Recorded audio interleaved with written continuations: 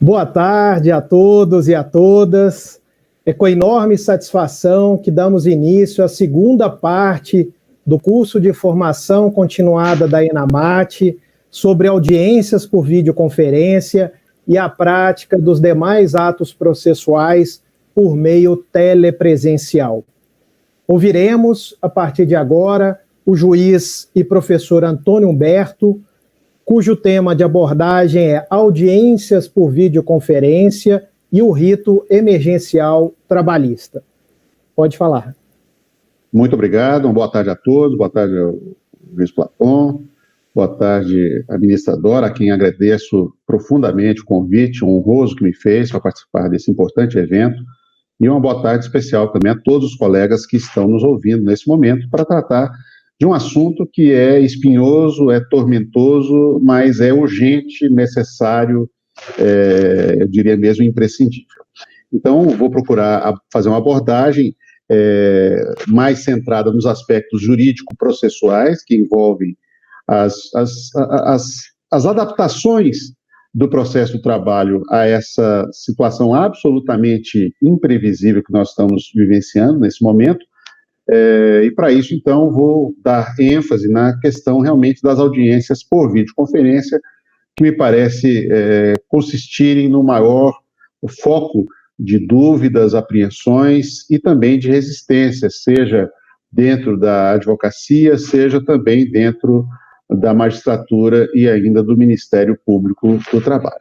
Então, a nossa abordagem terá esse foco central. E a minha ideia, então, é fazer uma introdução, procurando explicitar as premissas de que parto para dar algumas possíveis respostas aos maiores problemas que detectamos nessa questão, que envolve a videoconferência, e, ao final, na segunda metade da minha exposição, tratar exatamente da audiência por videoconferência, procurando ajustar a essas, pelo menos as dúvidas mais importantes, inclusive várias delas que já tinham sido encaminhadas à administração da escola antes do início desse evento, e por isso também agradeço aos colegas que tiveram a delicadeza de dedicarem uma parte de seu tempo para já refletir um pouco sobre o assunto e já externarem, né, as suas apreensões, as suas dúvidas, as suas curiosidades quanto ao nosso tema.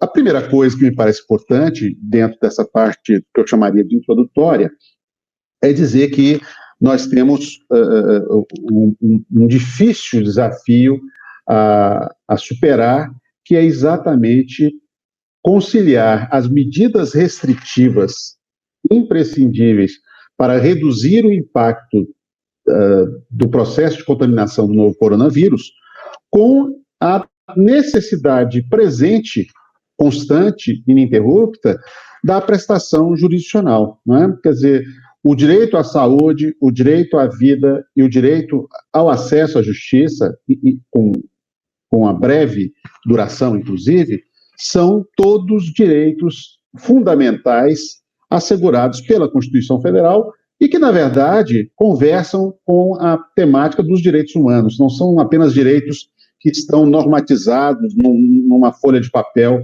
da Constituição Federal, mas também compreendem aspectos essenciais para uma subsistência minimamente digna de qualquer pessoa. Então, tudo que nós passamos nessa área da prestação da jurisdição tem que, me parece, partir da necessidade, da tentativa de conciliar essas premissas, o que evidentemente não é fácil. Porque se eu quiser dar a máxima atenção para as medidas de contenção do processo de contaminação do novo coronavírus, evidentemente que o ideal é que talvez se chegue à conclusão de que a justiça teria de parar. Só que isso não é possível, evidentemente, porque o direito de acesso à justiça, inclusive para superar problemas decorrentes da pandemia do novo coronavírus, é algo absolutamente imprescindível e, por isso, também não é suscetível de paralisação, suspensão, interrupção ou qualquer tipo de sobressalto na continuidade desse serviço público tão essencial quanto é o exercício da função jurisdicional. Então, me parece que esse é o caminho primeiro a ser seguido, não é? Procurarmos preservar ao máximo essa gama de direitos que oscilam entre a necessidade do distanciamento social para a preservação do direito à saúde e à própria vida e o não distanciamento do serviço judiciário, ainda que tenha de se reinventar uma nova forma para que esse serviço possa ser prestado sem que nós causemos transtornos e contribuamos negativamente nesse processo, principalmente na questão da aglomeração de pessoas, que é exatamente o que norteia a necessidade de nós termos um período sem fazermos as chamadas audiências presenciais. E é bom que se diga que, evidentemente, que essas preocupações não são preocupações egoístas, não são preocupações corporativas, porque todas as medidas de contenção, de contágio, são medidas que têm uma abrangência universal, no nosso caso, porque a grande dificuldade do tratamento e do combate dessa pandemia é exatamente o fato de que, a não ser em casos mais extremos, dificilmente é possível saber de antemão quem está, quem já esteve e quem ainda não está contaminado pelo novo coronavírus. Então, todo tipo de contato deve ser evitado exatamente para que as pessoas, tanto dentro quanto fora do Poder Judiciário, possam reduzir as chances de contaminação, o que é algo absolutamente desejável. Então, para isso, é natural que eu, pelo menos, tenho dito isso, que nós abandonemos um pouco, nesse momento, a ideia tão cara à Justiça do Trabalho de celeridade. Eu digo tão cara porque nós fazemos... Há uma coloração, há uma conotação, me parece, totalmente diversa entre aquilo que é o princípio da duração razoável do processo, esculpido na Constituição, e aquilo que nós temos gravado no artigo 765 da CLT. Claramente, a CLT não quer apenas uma duração razoável do processo, porque a natureza do crédito alimentar faz com que, mesmo essa razoável duração, possa ser demais para o jurisdicionado, e por isso nós falamos o tempo todo em celeridade, e por isso o artigo 765 fala que o juiz deve velar pela rápida solução dos litígios. Mas nesse momento, evidentemente, sendo impossível a continuação do processo trabalhista no ritual programado na CLT, enquanto a pandemia estiver por aí, temos que adaptar a essa situação, e por isso, curiosamente, temos que abdicar daquilo que é o mais precioso, aquilo que é, na verdade, o pilar central de sustentação do processo do trabalho, que é as ideias de concentração e de oralidade, que são concretizadas exatamente pela realização das audiências que quis a CLT que fossem únicas, mas mesmo nas muitas localidades em que elas não são realizadas de forma única, ainda assim há uma ideia de que o processo do trabalho tem uma fisionomia diferenciada, né? Nesse momento, infelizmente, essas ideias forças do processo do trabalho, de concentração e oralidade, eu diria que são medicamentos contraindicados para uma boa prestação jurisdicional adaptada a esse momento. E é por isso, então, que nós temos encontrado alguns caminhos alternativos e dois deles se destacam claramente para o nosso dia a dia. Em primeiro lugar, o que eu tenho chamado de rito alternativo emergencial trabalhista, que foi engendrado no artigo 6º do ato 11 da Corregedoria Geral da Justiça do Trabalho, mas que, na verdade, apenas amplifica uma experiência que nós já tínhamos como presente entre nós, por conta das recomendações da Corregedoria em relação a ações que envolvem a Fazenda Pública e, onde for possível, também nas ações civis públicas. Né? No rito alternativo emergencial, abdica-se da necessidade de que a defesa seja entregue em audiência e ela passa a ser entregue nos moldes do CPC, ou seja, com o prazo correndo a partir da notificação e não na data da realização da audiência. E o segundo aspecto, porque, obviamente, o rito alternativo emergencial, inspirado no CPC, vai chegar um momento que ele se encontra de volta com o processo do trabalho. E esse momento é exatamente quando se percebe a imprescindibilidade, a depender de cada caso, evidentemente, a ser analisado pelo juiz segundo as provas dos autos e aquilo que as partes aleguem e requeiram, que é a necessidade de realizar a instrução oral. Porque, como sabemos, as relações de trabalho são relações, em especial as relações de emprego, são relações que tem como característica a informalidade, em muitos casos, e mesmo na formalidade, muitas vezes, aquilo que está escrito ou demonstrado em documentos não é aquilo que efetivamente ocorra, e aí, por conta do princípio da primazia da realidade laboral, para nós há uma grande relevância na produção de prova oral. E a produção de prova oral, evidentemente, tem de ser feita em audiência, e não sendo possível a realização de atividade presencial, enquanto durarem as medidas de contenção e restrição estabelecidas tanto pelo Conselho Nacional de Justiça quanto pelo Tribunal Superior do Trabalho, essas audiências, então, terão de ser realizadas de forma remota. E esse, então, é o segundo mecanismo que temos para procurar viabilizar, de uma forma minimamente eficaz, a continuação da atividade jurisdicional. Para isso, então, me parece que é preciso fixar algumas premissas. Eu me lembro, há poucos dias atrás, um colega do Piauí, desembargador, fez um contato comigo pelo WhatsApp, me perguntando e pedindo bibliografia sobre esses assuntos que eu vou tratar aqui com todos. Né? E eu disse a ele, de uma forma muito simples e objetiva, olha, não há bibliografia. Eu tenho bibliografias indiretas, eu tenho bibliografia que vai falar sobre audiência de videoconferência, eu tenho bibliografia sobre processo de trabalho, obviamente, tenho bibliografia sobre processo civil, mas, evidentemente, nenhum autor conseguiu ser tão visionário a ponto de imaginar que nós teríamos uma situação de adaptação imediata e necessária às nossas regras processuais tradicionais para atender a uma necessidade de isolamento, de distanciamento social, e por isso, então, rompendo com uma série de paradigmas que tínhamos. Então, esse, me parece, é o primeiro passo a ser dado se queremos ser minimamente eficientes na prestação jurisdicional durante a pandemia. Nós precisamos, de certa forma, eu diria, abandonar o nosso know-how consolidado. Nós temos que não esquecer, não é isso, mas estarmos abertos a realizarmos aquilo que sempre fizemos de um modo um pouco diferente, por conta exatamente das condições adversas que vivenciamos nesse momento. E aqui passa, primeiramente, por nós arrefecermos, de certa forma, a blindagem hermenêutica que nós sempre construímos em relação à aplicação do CPC. Né?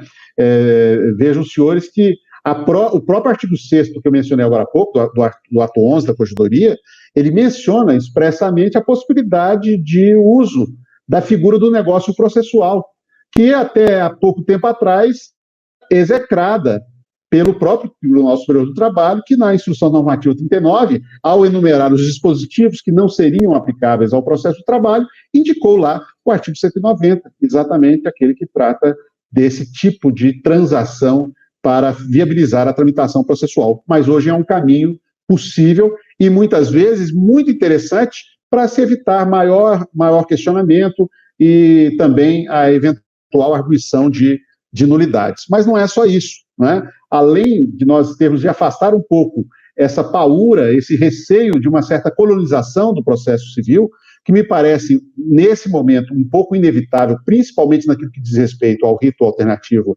emergencial, e também a expansão do uso das audiências por videoconferência, que não tem previsão no processo do trabalho, né?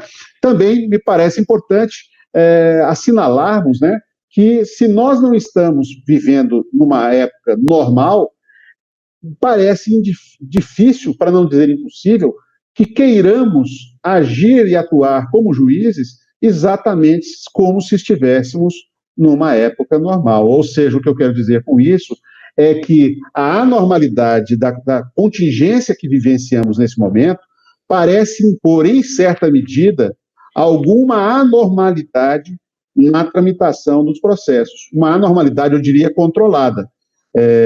Eu sempre penso no processo como um instrumento e um sistema que se divide sempre entre dois valores que são contrapostos, que é o valor da celeridade e o valor da segurança.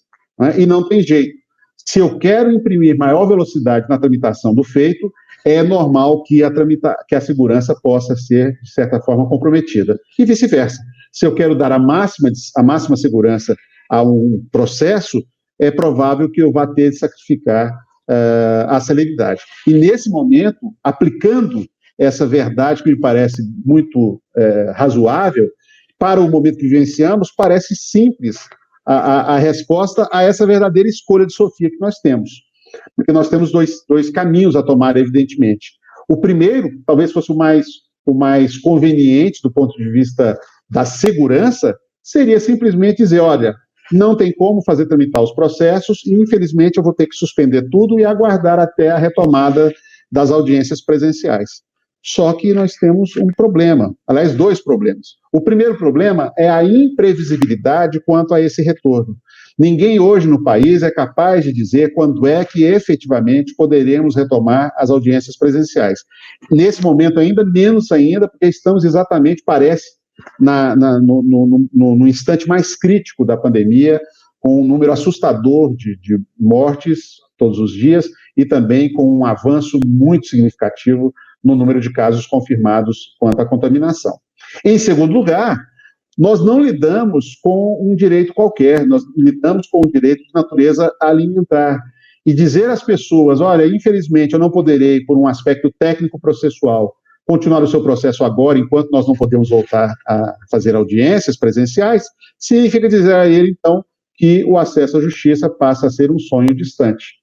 E aquilo que a pessoa está ansiando ver, principalmente agora, em que o número de desempregados, que já era grande, tende a ficar maior ainda, essas pessoas que tenham alguma razão em reclamar o que estão reclamando, evidentemente precisam de uma resposta rápida. E me parece que isso é algo que tem que ser considerado. Né? Acima das nossas convicções, há uma necessidade de que nós demos uma resposta à sociedade. A sociedade espera de nós esse serviço público, um serviço público de qualidade. E ainda que tenhamos de fazer algumas adaptações e algumas renúncias a convicções, me parece imprescindível fixar essa premissa, sob pena de simplesmente ser impossível, de fato, a realização da prestação jurisdicional. Então, me parece aqui importante escalonarmos o que é mais prioritário nesse momento. Apegarmos-nos nas nossas convicções ou nos adaptarmos a uma situação nova, transitória e de preferência breve, mas que precisa ser considerada. Eu chego mesmo a dizer, do mesmo jeito que eu e várias outras pessoas que têm pensado temas de direito do trabalho por conta das medidas provisórias editadas nas últimas semanas, temos falado num direito do trabalho de emergência, me parece que não é nenhum exagero dizer que também estamos construindo paulatinamente um direito processual do trabalho de emergência, um direito processual exatamente voltado a encontrar caminhos, achar soluções e driblar dificuldades para que a prestação jurisdicional possa ser assegurada. Não é? E aqui, evidentemente, o mais importante é sempre a garantia dos direitos fundamentais, nesse caso, das garantias processuais fundamentais, como o direito à igualdade, o direito à duração razoável do processo, o direito ao exercício do contraditório e da ampla defesa, e, em especial, o direito de acesso à justiça, que não pode ser visto apenas pelo lado da porta de entrada das ações, mas deve ser vislumbrado também em outro aspecto mais abrangente, mais profundo, que é exatamente a efetiva entrega do bem da vida àquele que, porventura, tenha razão em estar pleiteando aquilo que esteja. E, para isso, então, me parece essencial que nós cogitemos seriamente de uma flexibilização funcional dos mecanismos processuais, o que para nós não é uma novidade. A Justiça do Trabalho é useira e vezeira nessa inventividade processual. Fomos nós os primeiros a criarmos, por exemplo, alvarás a partir de atas de audiência.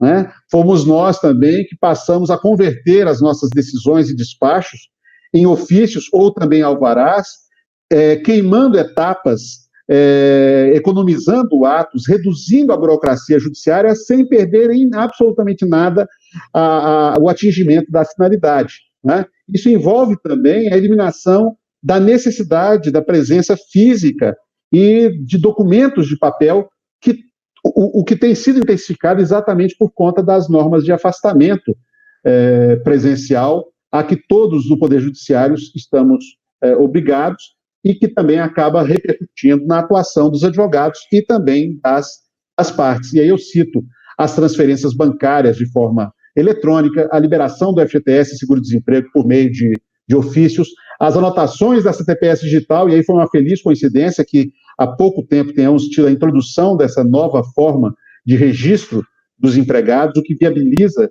pelo menos em tese, a normalização dessas anotações nesse tempo de pandemia, e também no campo da rotina das varas, a expansão do uso do e-carta, que é aquele mecanismo de remessa postal das notificações da Justiça do Trabalho, não mais por papel, mas por meio de um sistema interligado à empresa brasileira de Correios e Telégrafos, né? E também temos, é claro, inevitável a substituição de atos presenciais por atos remotos, por atos telepresenciais ou virtuais, como é o caso dos pregões eletrônicos, já previstos no CPC há algum tempo, as sessões de julgamento virtuais ou telepresenciais, que têm sido adotadas em todos os tribunais, inclusive na Suprema Corte do país, as audiências em videoconferência e também as reuniões telepresenciais, que chamamos de reuniões por não serem em plataformas oficializadas pelos tribunais, mas que também podem contribuir muito para a descoberta de soluções, como o uso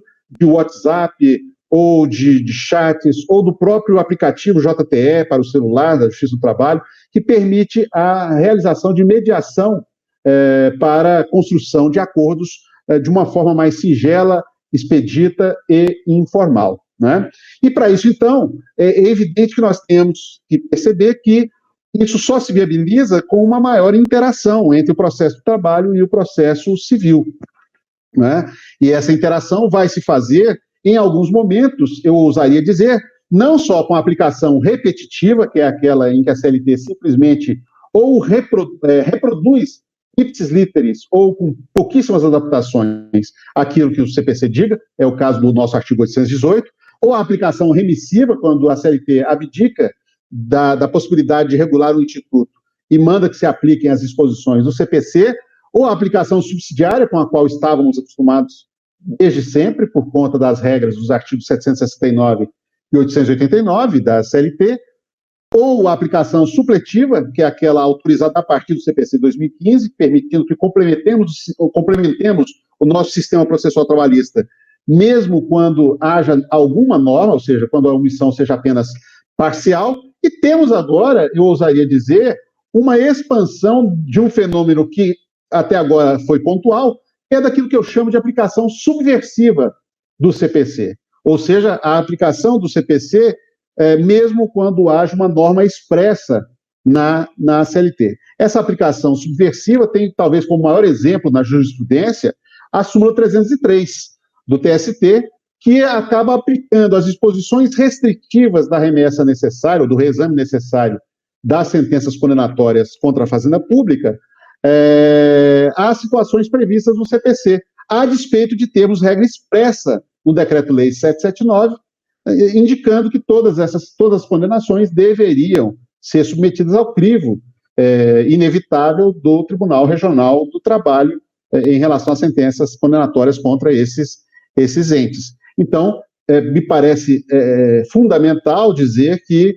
esse dogma da impermeabilidade do processo do trabalho por normas tematicamente redundantes, né, talvez agora nós tenhamos de repensá-lo. É o que fez, corajosamente, na minha visão, a própria Corregedoria Geral da Justiça do Trabalho, quando, no artigo 6º do ato 11 já mencionado, estabeleceu a possibilidade de que o juiz do trabalho adote um rito alternativo emergencial, determinando que a defesa seja entregue não mais em audiência, na forma da CLT, mas na forma do artigo 335 do CPC, ou seja, no prazo de 15 dias a contar da notificação recebida. É claro que aqui, apenas uma pequena observação, como eu disse, meu foco central não será o rito alternativo, serão as audiências.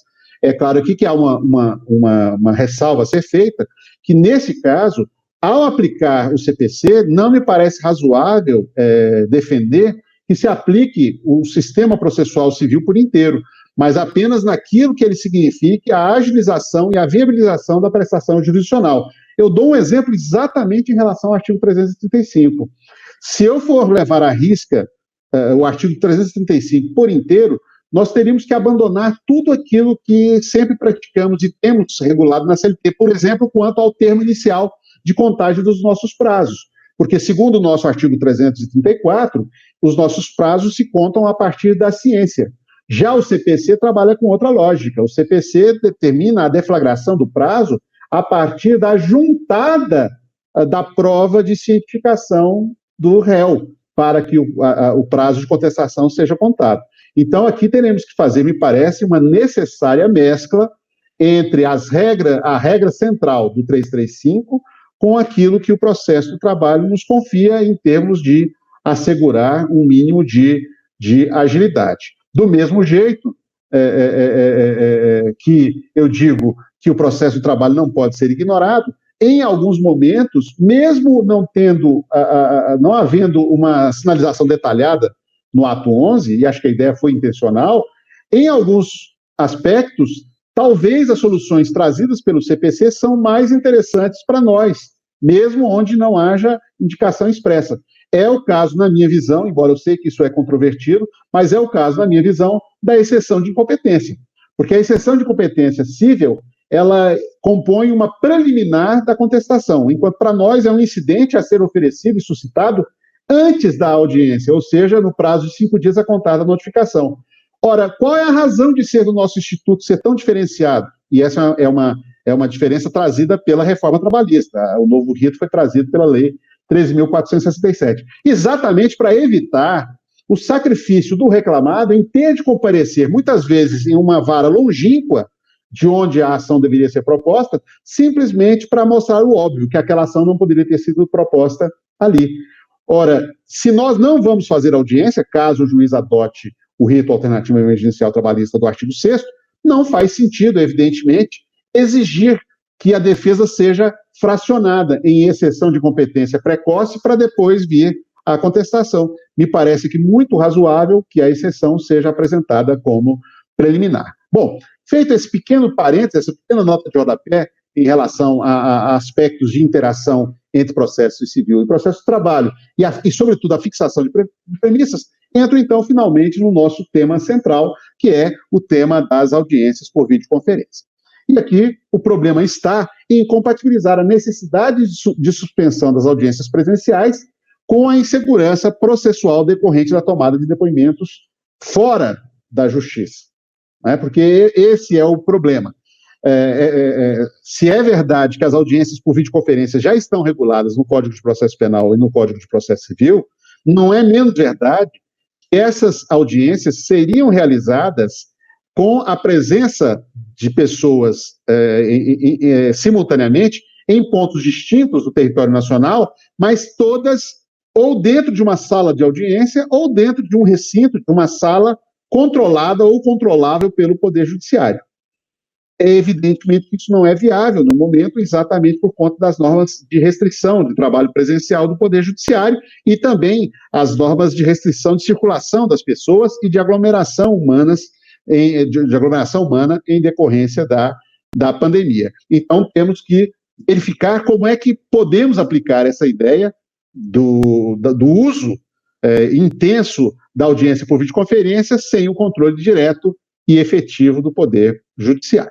E aqui me parece importante, rapidamente, traçar uma comparação de como funcionam as audiências por videoconferência no processo penal, que foi aquele que inaugurou esse sistema, pelo menos em termos de legislação, e como é no processo civil. No processo penal, a designação, segundo os artigos 185, parágrafo 2º e 217 do Código de Processo Penal, se dá em caráter absolutamente excepcional.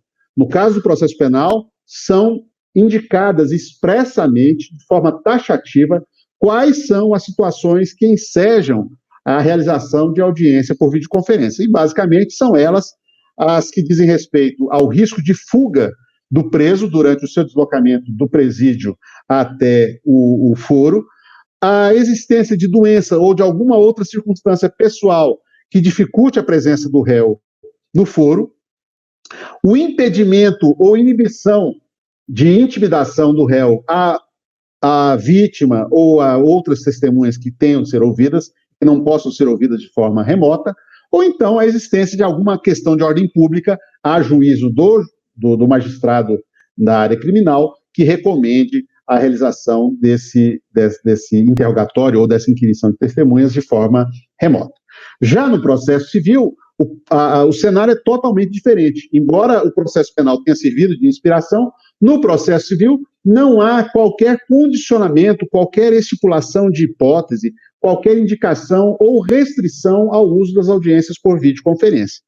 Vigora aqui, portanto, ao contrário do processo penal, a ideia de liberdade de realização das audiências por videoconferência em qualquer circunstância. E ela é mencionada em diversos momentos.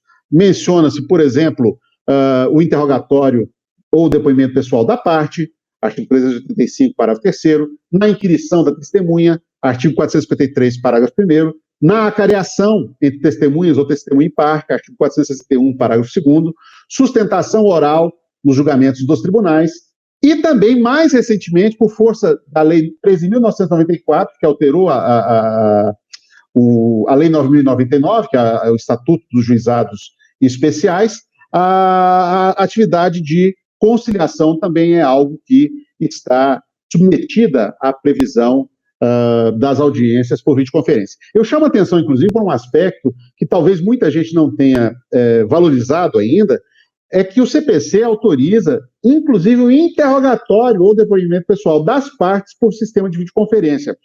A adoção dessa prática, independentemente da pandemia, ela resolve um grande problema, que temos um grande dilema que o processo do trabalho carrega quando estabelece no artigo 651 a regra de competência territorial ligada ao foro da prestação ao lugar da do lugar da prestação de serviços. É que, nesse caso, se o empregado trabalhou, por exemplo, o tempo todo em Belo Horizonte e, por alguma razão pessoal, por uma oportunidade de trabalho, vai morar em Manaus, por exemplo, pelas regras atuais, ele teria de procurar sua ação em Belo Horizonte, a não ser que ele tivesse a sorte de ter trabalhado numa empresa de âmbito nacional, porque aí a jurisprudência criou uma pequena fissura nessa regra ortodoxa do artigo 651 para admitir. Mas imaginemos que não fosse essa situação, que tenha sido uma empresa de pequeno porte, sem presença nacional. Nesse caso, segundo a regra do artigo 651, esse trabalhador que está em Manaus teria que se deslocar a Belo Horizonte para participar da audiência e evitar o arquivamento e também para poder ser interrogado. Pelo que estabelece o CPC, seria possível hoje essa pessoa ajuizar a sua ação em Belo Horizonte, claro, falou em Belo Horizonte, mas sabemos que isso vai ser feito de forma eletrônica, então ele pode, evidentemente, contratar um advogado em Manaus mesmo, e aí requerer ao juiz, desde já, que a sua oitiva se faça por meio de videoconferência simultânea à realização da audiência, como, aliás, estabelece o próprio CPC. Então, vejam que, no processo civil, é larga a possibilidade de uso da audiência por videoconferência. Ela, portanto, é possível para tudo o que diga respeito à instrução oral e também para a conciliação. E aí, então, temos que verificar que essas regras, considerando que a CLT não contém nenhuma regra sobre o tema, evidentemente que terá que se socorrer das normas do CPC, dessas normas que eu mencionei, vou repetir, artigos 236, caput e parágrafo 3º, 385, parágrafo 3º, 453, parágrafo 1º, 461, parágrafo 2º, e ainda no artigo 22, parágrafo 2º da Lei 9.099.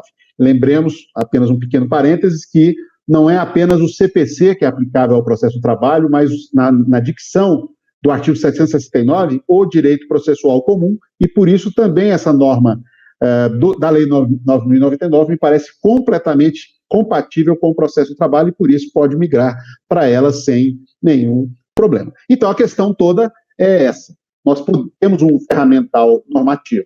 Agora temos essa dificuldade que eu mencionei. As audiências não poderão ser realizadas da forma ideal, na presença de um juiz ou pelo menos na presença de um servidor que pudesse acompanhar e assegurar a existência de segurança total contra qualquer ingerência ou interferência no teor desse depoimento a ser colhido. E para isso, me parece que são necessárias algumas ideias fundamentais para a gente viabilizar a realização dessas audiências. E eu catalogo em 10 ideias principais para se viabilizar a realização de audiências durante a pandemia. Em primeiro lugar, é lembrar não só o caráter inafastável da jurisdição, mas também o caráter indelegável, ininterrupto, irrecusável, e aqui me refiro a nós, magistrados, evidentemente, e indisponível da atividade jurisdicional. Ou seja, não me parece possível o caminho de simplesmente, tal qual Pilatos, lavar as mãos e dizer, olha, infelizmente não é possível, esperemos aparecer a vacina ou reduzir bastante o nível de contaminação e a gente poder voltar à normalidade. Não me parece razoável impor ao jurisdicionado, em especial ao trabalhador, esse tipo de espera. Em segundo lugar, a inevitável atenção à ideia de razão de duração razoável do processo. Em terceiro lugar, a serenidade como estratégia processual, isso me parece fundamental. Aqui não adianta, me parece, nem o juiz querer ser extremista no sentido de radicalizar, que fará audiência a qualquer custo, como também não deve adotar a posição resistente e radical de simplesmente dizer que não fará nenhuma audiência, pelo menos nenhuma audiência de instrução ou audiência una, se for o caso. Em quarto lugar, é inevitável sempre lembrarmos o que estamos vivenciando agora. Então, o respeito ao contexto epidemiológico, inclusive em relação à realidade local, porque isso também, daqui a pouco, vamos vivenciar isso, que nós temos visto, por exemplo, na Europa, que os países têm adotado diferentes medidas de retorno da normalidade, a depender exatamente das condições endêmicas em cada localidade. Em quinto lugar, também é imprescindível nós termos em conta que nós estamos a caminho de uma inclusão social no país, por uma série de políticas adotadas nos últimos anos, mas ainda estamos muito longe da inclusão digital universal. Ou seja, embora haja um grande número de dispositivos celulares, não podemos ignorar a realidade de que muitas pessoas, primeiro, não dispõem desses dispositivos, ou dispõem desses dispositivos, mas dependem de uso de internet alheia, com o uso de redes públicas de Wi-Fi ou de uma rede particular emprestada por liberalidade de alguém, e também a dificuldade de conhecimento mesmo, a dificuldade operacional de lidar com essas máquinas. Muita gente tem celular, mas muita gente só sabe fazer o básico. E a realização da audiência em videoconferência exige, evidentemente, um mínimo de destreza para que a pessoa possa conseguir viabilizar a sua participação nesse tipo de audiência. Então, me parece importante. Em sexto lugar, parece óbvio o que eu vou dizer aqui, mas é importante também assinalar que há uma diferença enorme quanto à facilidade e à logística e os efeitos colaterais de qualquer incidente em relação às audiências destinadas exclusivamente à conciliação ou ao encerramento de instrução, comparando com as audiências unas, as audiências iniciais e as audiências de instrução. A diferença é que nesse terceiro bloco, nesse segundo bloco, audiências unas, audiências iniciais e audiências de instrução, nós temos uma série de atos a serem praticados que geram preclusão e que podem causar prejuízo processual severo às partes, e por isso, é claro, que o cuidado para a realização dessas audiências deve ser infinitamente maior do que aqueles relativos ao encerramento da instrução, que hoje tem sido flexibilizado, inclusive, nem se faça essa audiência, simplesmente se abre o prazo comum para a oferta de razões finais, e o juiz se abre para a tentativa de conciliação, se houver interesse, né? E as próprias audiências de conciliação, que também podem ser realizadas de uma forma mais fácil, inclusive de modo mais informal até, considerando, digamos, a inconsequência de eventuais incidentes que nela ocorram. A sétima ideia que me parece importante é a flexibilidade, a necessidade de uma flexibilidade procedimental no nível necessário e suficiente para a continuação da atividade jurisdicional. Como eu disse, Se nós quisermos seguir ao pé da letra aquilo que está no CPC, simplesmente é impossível, é juridicamente impossível nesse momento realizar a audiência, exatamente porque nós não temos a condição de um controle total e absoluto sobre a plataforma emergencial utilizada, seja qual for o sistema, considerando que os pontos de captação de áudio e vídeo são remotos e são particulares, são pontos distantes de qualquer controle estatal, a não ser o controle exercido exatamente pela câmera e pelo microfone de cada dispositivo e que vai chegar a todos os demais participantes dessas audiências.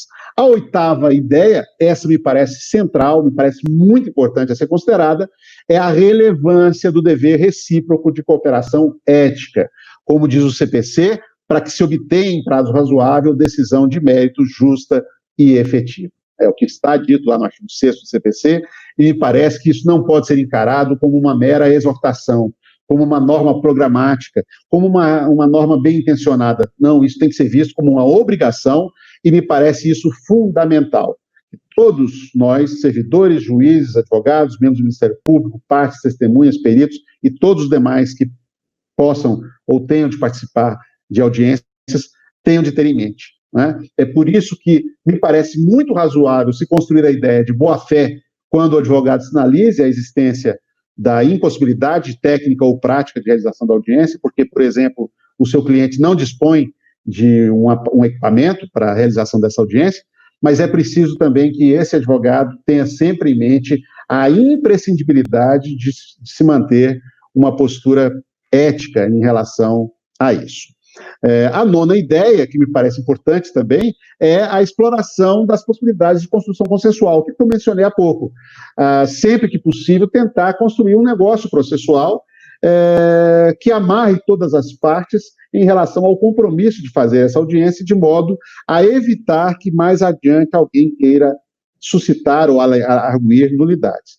Embora aqui eu tenha que dizer uma coisa, que me parece que, a partir do instante em que as audiências por videoconferência têm sido não só incentivadas, mas eu diria, de certa forma, até impostas pelo CNJ e pelas corregedorias, tanto a do TST quanto as regionais, me parece muito importante assinalar que deve ser remota a chance de se emplacar o reconhecimento de uma nulidade processual por força dessas flexibilizações procedimentais necessárias para viabilizar a realização das audiências, desde que elas não impliquem na imolação do princípio da isonomia, do tratamento igualitário das partes no processo, e também do exercício do contraditório e da ampla defesa. E, por fim, a 10ª ideia, que é fundamental e que tem a ver com uma das premissas que eu fixei mais cedo, é a incontornável fuga dos nossos padrões comportamentais e decisórios tradicionais. Me parece fundamental que nós criemos uma ideia daquilo que eu tenho chamado de uma jurisdição artesanal e emergencial, né? Emergencial e também inovadora. Sem isso, não iremos para lugar nenhum. Ou seja, temos que pensar aonde estamos, o que estamos vivenciando e do que as pessoas precisam, para que nós possamos, criativamente, ousadamente, analisando a cada caso as circunstâncias, viabilizar a realização dessas audiências. Para isso, então, para realizar as audiências, é claro que a primeira coisa que o juiz deve observar é se, de fato, a audiência será necessária. Me parece interessante, seja para processos que estão começando agora, seja para processos que estavam com audiência de instrução presencial marcadas, que o juiz inste as partes a manifestarem se de fato tem interesse na produção de provas em audiência. E deve fazer isso, na minha modesta forma de ver, do modo mais detalhado possível, ou seja, deverá a parte indicar quais são os fatos relevantes controvertidos que ela pretenda demonstrar em audiência, quais são os meios, ou seja, é só por depoimento pessoal ou se é por testemunha. Se for por testemunha, quais são as testemunhas a serem ouvidas, já indicando, a depender da plataforma utilizada por cada tribunal, os meios de contato com essa pessoa, normalmente sempre pedindo o e-mail e o número de celular, de preferência com o WhatsApp, que a pessoa tenha um WhatsApp, para facilitar não só a comunicação para a realização do ato, mas até para a realização de testes e até de um mini treinamento para aquelas pessoas que têm os equipamentos, mas às vezes estão assustadas ou têm dificuldade de imaginar como é que isso pode ser viabilizado. Então, me parece que isso é extremamente importante. Verificar, então, se de fato, primeiro, se é necessária a prova, quais são os fatos relevantes e controvertidos, porque a partir daí o juiz pode verificar, pela distribuição do ônus da prova, que quem solicitou a prova não detinha um ônus, e nesse caso poderá julgar o caso indeferindo essa prova de modo seguro, e é clara a atribuição do ônus da prova exatamente àquele, a parte contrária que está pretendendo produzir a prova, né? E a indicação desses meios também.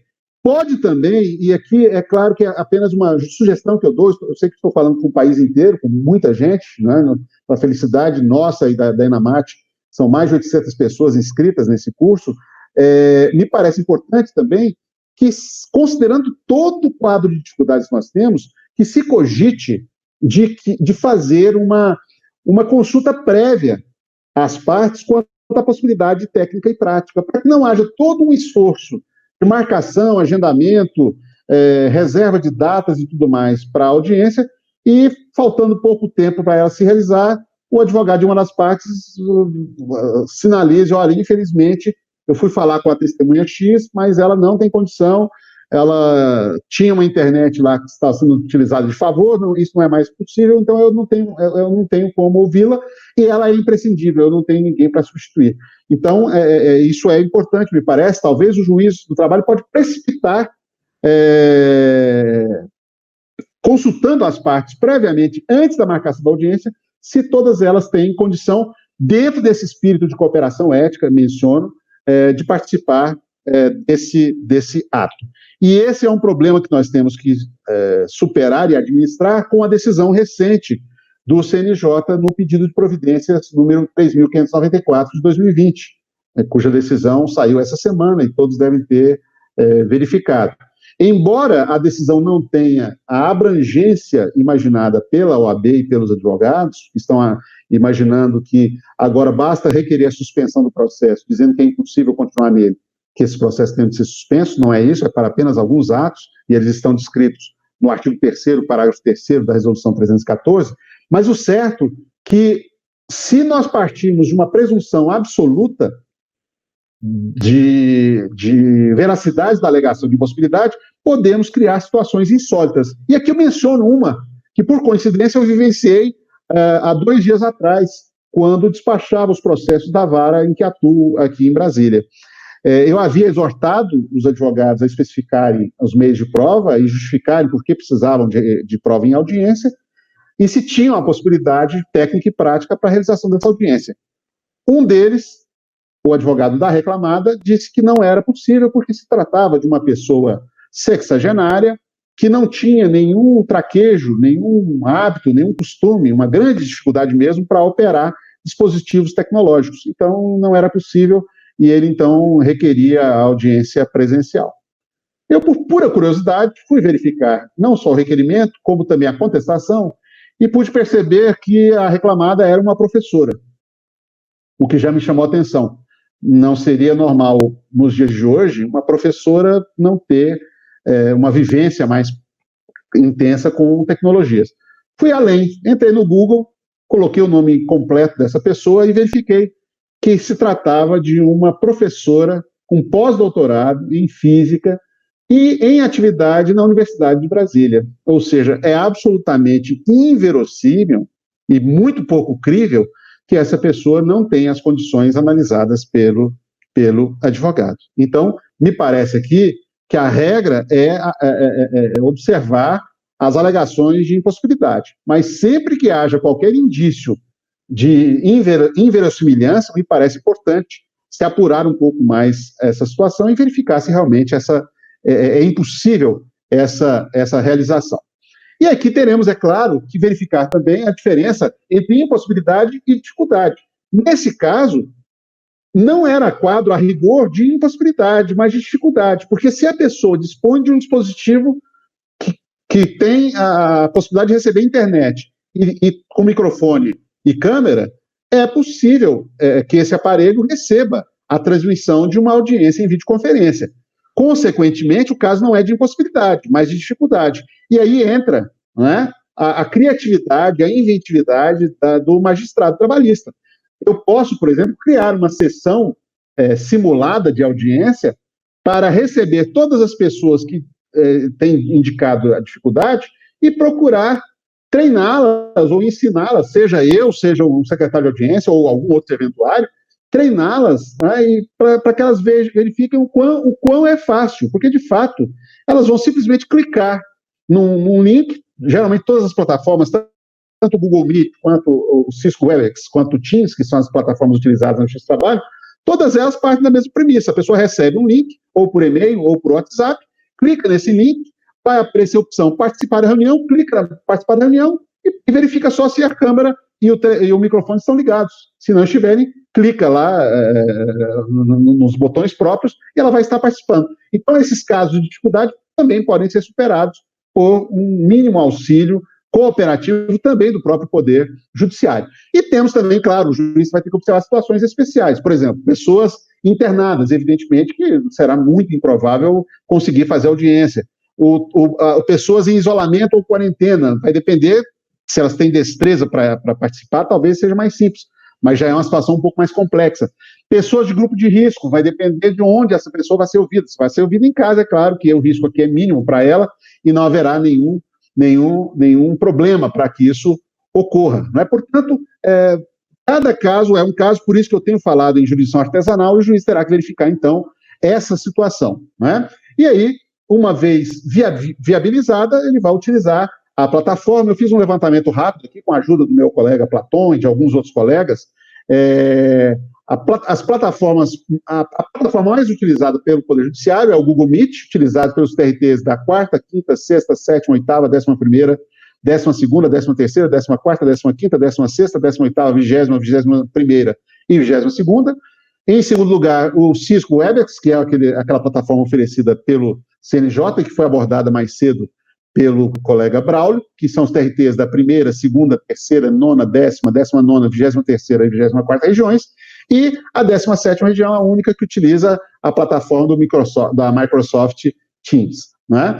Essas plataformas, então, estão disponíveis e todas elas têm a mesma vantagem. Elas exigem um cadastramento, credenciamento e alguma destreza por parte do juiz e do servidor que vai lidar com a marcação e a gestão das audiências, mas não exige nada, absolutamente nada, dos advogados, a não ser quando muito, se a pessoa, dos advogados, parte de testemunhas, a menos que elas queiram participar por meio de aplicativo, e aí terá que apenas baixar o aplicativo, também não é nada muito, muito complexo para se viabilizar. E aí entramos, então, finalmente, na nossa audiência telepresencial, uma vez marcada, o juiz vai fazer a identificação, o sistema áudio vai ser utilizado. Houve até uma pergunta de um colega falando sobre TJE.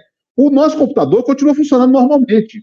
Então, do mesmo jeito que eu posso estar falando no WhatsApp e fazendo uma sentença no Word, eu posso tranquilamente, principalmente se eu tiver duas telas, vai ficar bem mais simples isso, eu posso tranquilamente realizar a audiência em videoconferência e, numa outra tela, ou na mesma tela, acessar o PJE e buscar lá as informações que eu quiser, baixar o PDF do processo, se for o caso, e tudo mais. Né? Não há maior dificuldade quanto a isso. Embora, é claro, o ideal é tentar manter a máxima concentração realmente no sistema de transferência. E aí essa audiência, então, ao ser iniciada, deve ser gravada, o juiz ou quem estiver secretariando na audiência providencia a gravação. E aqui, o único cuidado que as pessoas têm de ter, minha gente, é que, diferentemente do que acontece na audiência presencial, como não vai haver a transcrição dos depoimentos, vai haver apenas um resumo, foram ouvidas as testemunhas, ou a qualificação delas, quando muito, é interessante que o juiz direcione a instrução por temas. Ou seja, vai ouvir uma testemunha que sabe sobre horas extras, justa causa e dano moral, ele anuncia, olha, as primeiras perguntas serão feitas sobre justa causa. Aí o juiz formula suas perguntas sobre justa causa, os advogados formulam suas perguntas sobre justa causa, o juiz, se tiver alguma ainda, formula as últimas, e depois passa para outro tema, podendo fazer aí a minutagem desses temas, de alguma forma, pedindo, por exemplo, ao secretário de audiência anotar qual o minuto inicial e final daquele tema, para facilitar a recuperação do áudio importante para resolver aquele problema quando ele for redigir a sentença, ou então, o que alguns colegas sugerem, é fazer a gravação desmembrada dos arquivos digitais, fazer por tema, né? Então, eu poderia fazer com o número do processo, com as extensões 1, 2, 3 e 4, e aí fazer a identificação por tema em relação a essa numeração, de modo a facilitar a recuperação. Lembrando, minha gente, que a transcrição da ata não é exigida, e o CNJ, inclusive, na resolução 105, que trata do tema, estabelece que se o tribunal quiser, ou melhor, se o relator ou a turma quiser a transcrição dos depoimentos gravados em mídia digital, deverá providenciar pelo seu gabinete. Essa foi uma regra importante que o CNJ estabeleceu, porque antes os processos baixavam para a vara e a vara tinha que providenciar esse registro, tirando aquilo que era a grande vantagem, exatamente uma das grandes vantagens da gravação de audiência em mídia digital, que é exatamente o tempo mínimo, o tempo bem menor de duração das audiências, além de poupar os nossos servidores de doenças articulares por lesão de esforço repetitivo. Né? E aí, entramos para finalizar, então, feita essa rápida explanação sobre como funciona essa audiência, então, o juiz vai gravar, vai ouvir as pessoas que vão ser identificadas, e ao final da audiência ele grava, aquilo é exportado para um repositório nacional, que pode ser o PJE Mídias ou alguma outra plataforma, e ao final, então, o link em que estará armazenada essa mídia digital, ou essas mídias digitais, se for o caso, esse link, então, será colado no corpo da ata, que é obrigatória, a ata de audiência continua sendo obrigatória, a ata no PJE, e de tal sorte que qualquer pessoa, não só o magistrado, mas qualquer outra pessoa, poderá acessar a qualquer momento o arquivo com a íntegra da audiência. Bom, vamos agora, para encerrar, que meu tempo já está se esvaindo, aliás, já está se esgotando mesmo, falando rapidamente sobre algumas questões que envolvem algumas dúvidas que as pessoas têm posto em relação a ser viável a realização da audiência. Primeiro, é uma opção fazer audiência por videoconferência? Não me parece que a coisa esteja no campo da opção. O juiz não pode optar exatamente porque ele não pode negar a prestação jurisdicional. Porque quando eu falo optar, significa dizer que ele pode simplesmente dizer, não vou realizar audiência por videoconferência, eu vou fazer só por modo presencial. Do mesmo jeito que não pode o advogado dizer, não gosto dessa plataforma, não quero, e por isso não se faz. Não é uma questão de se poder exigir esse tipo de vontade. Aliás, há poucos dias atrás, o ministro Aloysio Correia, que esteve com os senhores mais cedo, proferiu uma decisão muito interessante, num pedido de providências contra uma portaria do TRT da 4ª Região, que estabelecia exatamente que as audiências por videoconferência só seriam possíveis se houvesse consenso das partes.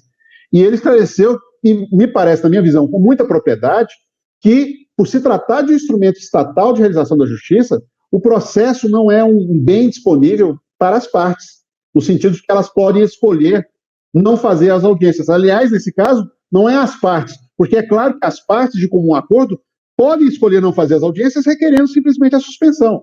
Isso tem previsão no CPC, artigo 313, suspensão por convenção das partes. Agora, não é razoável que uma parte não querendo inviabilize a realização da audiência, sem que haja um quadro de impossibilidade técnica ou prática. Esse é um primeiro ponto que me parece importante. O segundo aspecto que me parece importante, que é o que mais tem preocupado, e eu vou aqui para não queimar o momento das perguntas, que eu sei que eu estou vendo ali toda hora o meu colega Platão anotando, baixando a cabeça para anotar perguntas, parece que tem uma saraivada de questionamentos. Eu vou falar sobre aquilo que é de 9 em cada 10 questionamentos que se fazem quanto à audiência por videoconferência, dizem respeito ao mesmo ponto. Então, por isso que eu vou me permitir a tratar um pouco dela, que é o problema da incomunicabilidade das testemunhas, ou melhor dizendo, a falta de garantia de incomunicabilidade das testemunhas que estão sendo ouvidas no sistema por videoconferência atual, né, sem que a pessoa esteja num recinto do Poder Judiciário para ser ouvido.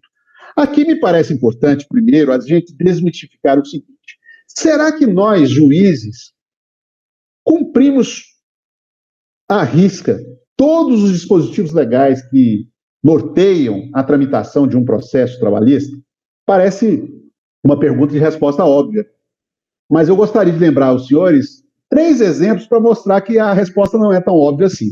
Primeiro, antes da reforma trabalhista, Lei 13.467, a CLT dizia que a defesa do reclamado seria feita de modo oral por 20 minutos. Bom, ela não estabelecia qualquer alternativa a isso. E nós, de forma necessariamente ilegal, descumprimos rotineiramente, todos os dias, várias vezes, essa regra, recebendo a defesa por escrito. Né? Por quê? Porque não há, evidentemente, nenhum prejuízo a ser demonstrado aqui. Né? Mas o artigo 847, de fato, foi violado durante muito tempo, até que houve a sua adaptação na Lei 13.467. Notificação por edital. A CLT só prevê notificação por edital no caso de criação de resistência maliciosa pelo reclamado para receber alguma ordem judicial, receber uma comunicação judicial, o que é absolutamente insólito, porque para isso nós temos a possibilidade do oficial de justiça comparecer ao local. E usamos, então, o edital de uma forma bem diferente, usamos o edital nos moldes do CPC. E, por fim, um outro exemplo, o rol do artigo 884 da CLT, quando ele fala das matérias sobre embargos de execução. Ou seja, me parece muito pouco razoável nós nos apegarmos simplesmente num positivismo de combate e dizermos, olha, não é possível fazer audiência por videoconferência porque não dá para seguir ao pé da letra o que diz a lei, em especial o artigo 456, que estabelece a necessidade de incomunicabilidade das pessoas que vão ser ouvidas como testemunhas. E aqui vem um problema, né? De fato, há essa possibilidade? Há essa possibilidade, mas aqui eu convido os senhores a pensar o seguinte. O colega Braulio, mais cedo, falou, podem passar um ponto eletrônico, né? Algumas das teorias de conspiração. Passa um ponto eletrônico, ou então vai ter uma mensagem de WhatsApp, ou um post-it, ou um cartaz, enfim. Ora, primeiro que eu tenho que partir de uma premissa de má-fé das pessoas, quando eu acho que a gente tem que partir exatamente do inverso. Segundo, que a possibilidade de contaminação da prova me parece que independe de pandemia e de audiência por videoconferência. Será que o ponto eletrônico não poderia ser utilizado, por exemplo, durante uma audiência de viva voz, na presença do juiz? O recebimento de informações, por exemplo, a transmissão da audiência por meio de um dispositivo celular do advogado, de forma discreta, ligado para transmitir para o exterior aquilo que está sendo dito, para a testemunha ser ensaiada. Quer dizer, infelizmente, a manipulação de informações pode ser realizada em qualquer ambiente. O juiz do trabalho, no entanto, pode tomar algumas providências. Por exemplo, me parece razoável que ele exija que a testemunha ou a parte esteja num lugar solitariamente. Ou seja, isso ele pode fazer, vasculhar isso, pedindo à pessoa para que filme ao vivo, online, o ambiente em que ele vai ser ouvido, para verificar exatamente se há alguém proximamente. Segundo, a audiência em videoconferência tem uma grande virtude. Ela pode ser vista e revista pelo juiz quantas vezes quiser. E aí qualquer comportamento anômalo, qualquer comportamento estranho, pode indicar ao juiz exatamente essa tentativa de contaminação ou de manipulação. E aí, na valoração da prova, esse aspecto de comportamento suspeito do depoente pode ser um aspecto decisivo para o juiz desprezar aquela prova, mesmo que não haja uma prova cabal de que houve a ingerência. O certo é que, de fato, é uma questão problemática, mas não me parece que isso esteja na gama de problemas maiores que nós temos para superar. Porque, como eu disse, essa história da incomunicabilidade, ela está sinalizada apenas numa disposição do CPC, que é importante e que deve ser velada pelo juiz no exercício do poder de polícia, ainda que de forma remota. Mas me parece que esperar 100% dessa segurança para que se viabilize a realização da audiência por videoconferência é simplesmente tergiversar, não é? É usar de um sofisma, porque evidentemente que a distância que separa o juiz dos depoentes vai permitir, de algum modo, esse tipo de interferência ou perturbação. Então, me parece aqui que o que deve fazer o juiz é tomar algumas precauções, como essa de exigir o depoimento isolado, exigir que a pessoa mantenha o seu dispositivo de captação de áudio e vídeo ligado o tempo todo, para que se discute eventual murmúrio, sussurro ou algum outro tipo de mensagem, e que a imagem também esteja voltada ao rosto do depoente o tempo todo, porque, a não ser grandes atores, é muito difícil que a pessoa sofra algum tipo de interferência sem que, de alguma forma, isso não estampe no seu rosto, isso não se revele na sua postura, ou mesmo em algum gesto ou em algum modo de falar. Né? E caberá ao juiz, não só, insisto, com a sua perspicácia instantânea, com a qual estamos acostumados há muito tempo, com o juiz do trabalho que somos, e que fazemos audiência a todo momento, mas também com esse recurso tecnológico que nós não tínhamos normalmente, que é a possibilidade de, na dúvida, poder rever diversas vezes, quantas vezes quiser, aquele trecho que pode sinalizar algum tipo de interferência indevida. E assim, me parece que nós teremos a possibilidade de contornar, ou pelo menos mitigar, esses efeitos. O que me parece, e aí já encerrando, o que me parece fundamental mesmo assinalar é que essa escolha de Sofia entre o acesso à justiça e a preservação das regras de incomunicabilidade e outras regras estabelecidas no CPC e na CLT, me parece que é uma escolha muito simples de ser realizada. Nós não temos o direito de negar justiça a ninguém, principalmente num momento tão crítico quanto aquele que vivenciamos nesse momento. E por isso, considerando a incerteza do nosso futuro, considerando a ausência de um prognóstico minimamente seguro quanto à data de retorno das audiências presenciais, é que me parece muito importante que, mesmo com todas as dificuldades, nós procuremos realizar essas audiências por videoconferência, aonde isso for viável, evidentemente, sem atropelar aquelas situações em que, de fato, a parte, a testemunha ou o próprio advogado não disponha de nenhuma possibilidade técnica ou prática para dela participar. Eu agradeço e peço desculpas aí, principalmente ao colega Platon, pelo estouro do prazo aí que nós havíamos combinado. Juiz Antônio Humberto, a Enamate é quem agradece, parabeniza por essa brilhante exposição. E eu vou começar com uma pergunta feita pelo juiz José Guido, da 15ª Região, sobre a contradita.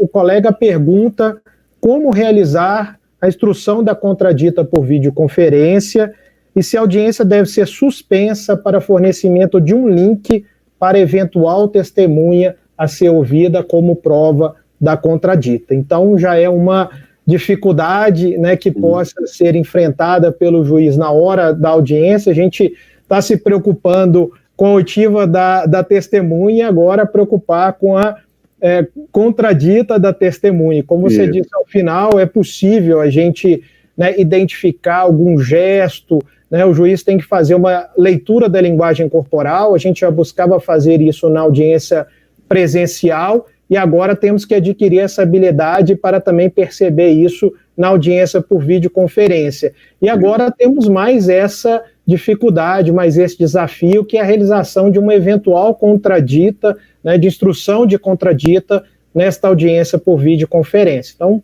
essa é a questão. Perfeito. Platon, é uma questão extremamente interessante, eu até anotei aqui como uma questão que eu vou até incluir no escrito que eu estou elaborando para uma publicação, exatamente sobre esse tema, e a primeira coisa que me parece importante é o seguinte: qualquer problema que eu ventile, ou que eu tenha, ventile abstratamente, ou que eu tenha concretamente, me parece que a primeira coisa a fazer é comparar como eu faria se isso acontecesse numa audiência presencial. E aqui eu lhe digo, Platon, eu tenho 26 anos de magistratura, faço 27 agora, dia 21 de outubro. Eu nunca precisei suspender uma audiência para instruir uma contradita, pela simples razão que, em todas as vezes, as testemunhas que estavam presentes para serem ouvidas sobre os fatos da causa eram pessoas que poderiam ser ouvidas para instruir a contradita. Mas há um detalhe interessante, Platão. Olha como é que a situação é curiosa. A audiência por videoconferência, pela necessidade de organização prévia, de envio dos links para convites, ela vai contar com uma condição que as partes e advogados não têm normalmente nos processos com audiência presencial. Porque o que diz a CLT no artigo 825, como todos sabemos? Que as testemunhas comparecerão independentemente de arrolamento ou intimação, não é isso?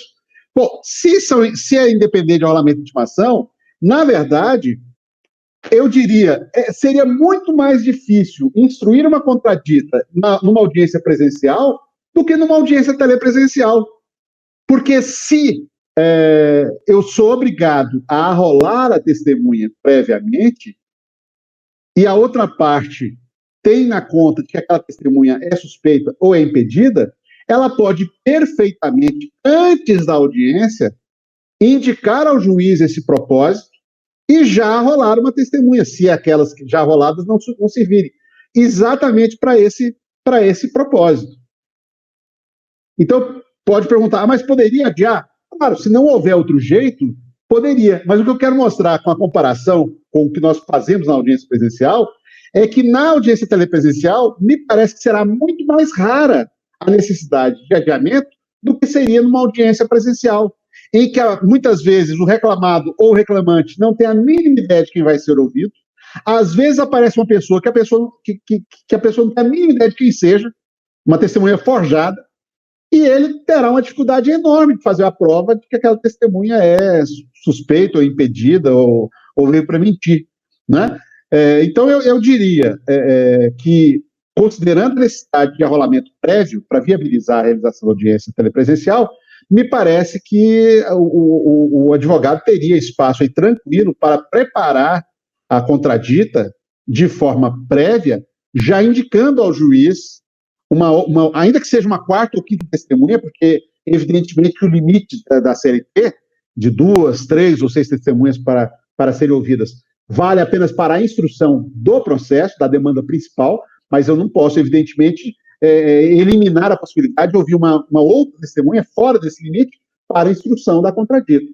Então, me parece que é viável, sim, realizar essa instrução, e, nesse caso, me parece de uma forma muito mais tranquila, do ponto de vista do exercício do direito, do que naquilo que nós aprendemos a fazer. Quantas e quantas vezes, Platão, a pessoa diz que tem uma contradita, você consulta a testemunha, ela nega o fato, e aí você pergunta ao advogado que está fazendo a contradita: o senhor tem prova do que o senhor está dizendo? Não, não tenho prova. Ele poderia dizer, não, eu tenho, mas a pessoa não veio. Mas normalmente ele vai dizer, não, não tenho. Bom, se não tem prova, acabou. Agora, se tem prova, aí não tem jeito. É o que eu falo, é a mesma história. A audiência não pode ser dividida, não é isso? Eu não posso fracionar uma instrução. Mas fraciona a toda hora. Por exemplo, se eu tenho que ouvir uma testemunha por precatória. Ou se acaba a energia na sua vara, Platão, lá em São Luís Montes Belos, você está fazendo uma audiência à noite, acaba a energia, não há equipamento de segurança e faltam 2 testemunhas a serem ouvidas. Você não vai ter que fracionar, quer dizer, por isso que eu falei, é preciso uma certa boa vontade hermenêutica para verificar que nós temos diversas situações que, de fato, são imprevistas, mas que todas elas, com essa boa vontade, desde que não sacrifique direitos constitucionais fundamentais ligados ao processo, como contraditório, ampla defesa, tratamento isonômico e tudo mais, me parece possível da gente contornar e resolver com a nossa inventividade, que é tão própria do juízo do trabalho. Perfeito, Antônio Humberto. Eu também não me lembro de ter suspendido uma audiência para ouvir uma testemunha que não estava ali presente, né, que não tinha sido previamente chamada pelas partes. Então, como bem disse, né, já estando todas arroladas, né, identificadas, fica muito mais fácil fazer essa prova.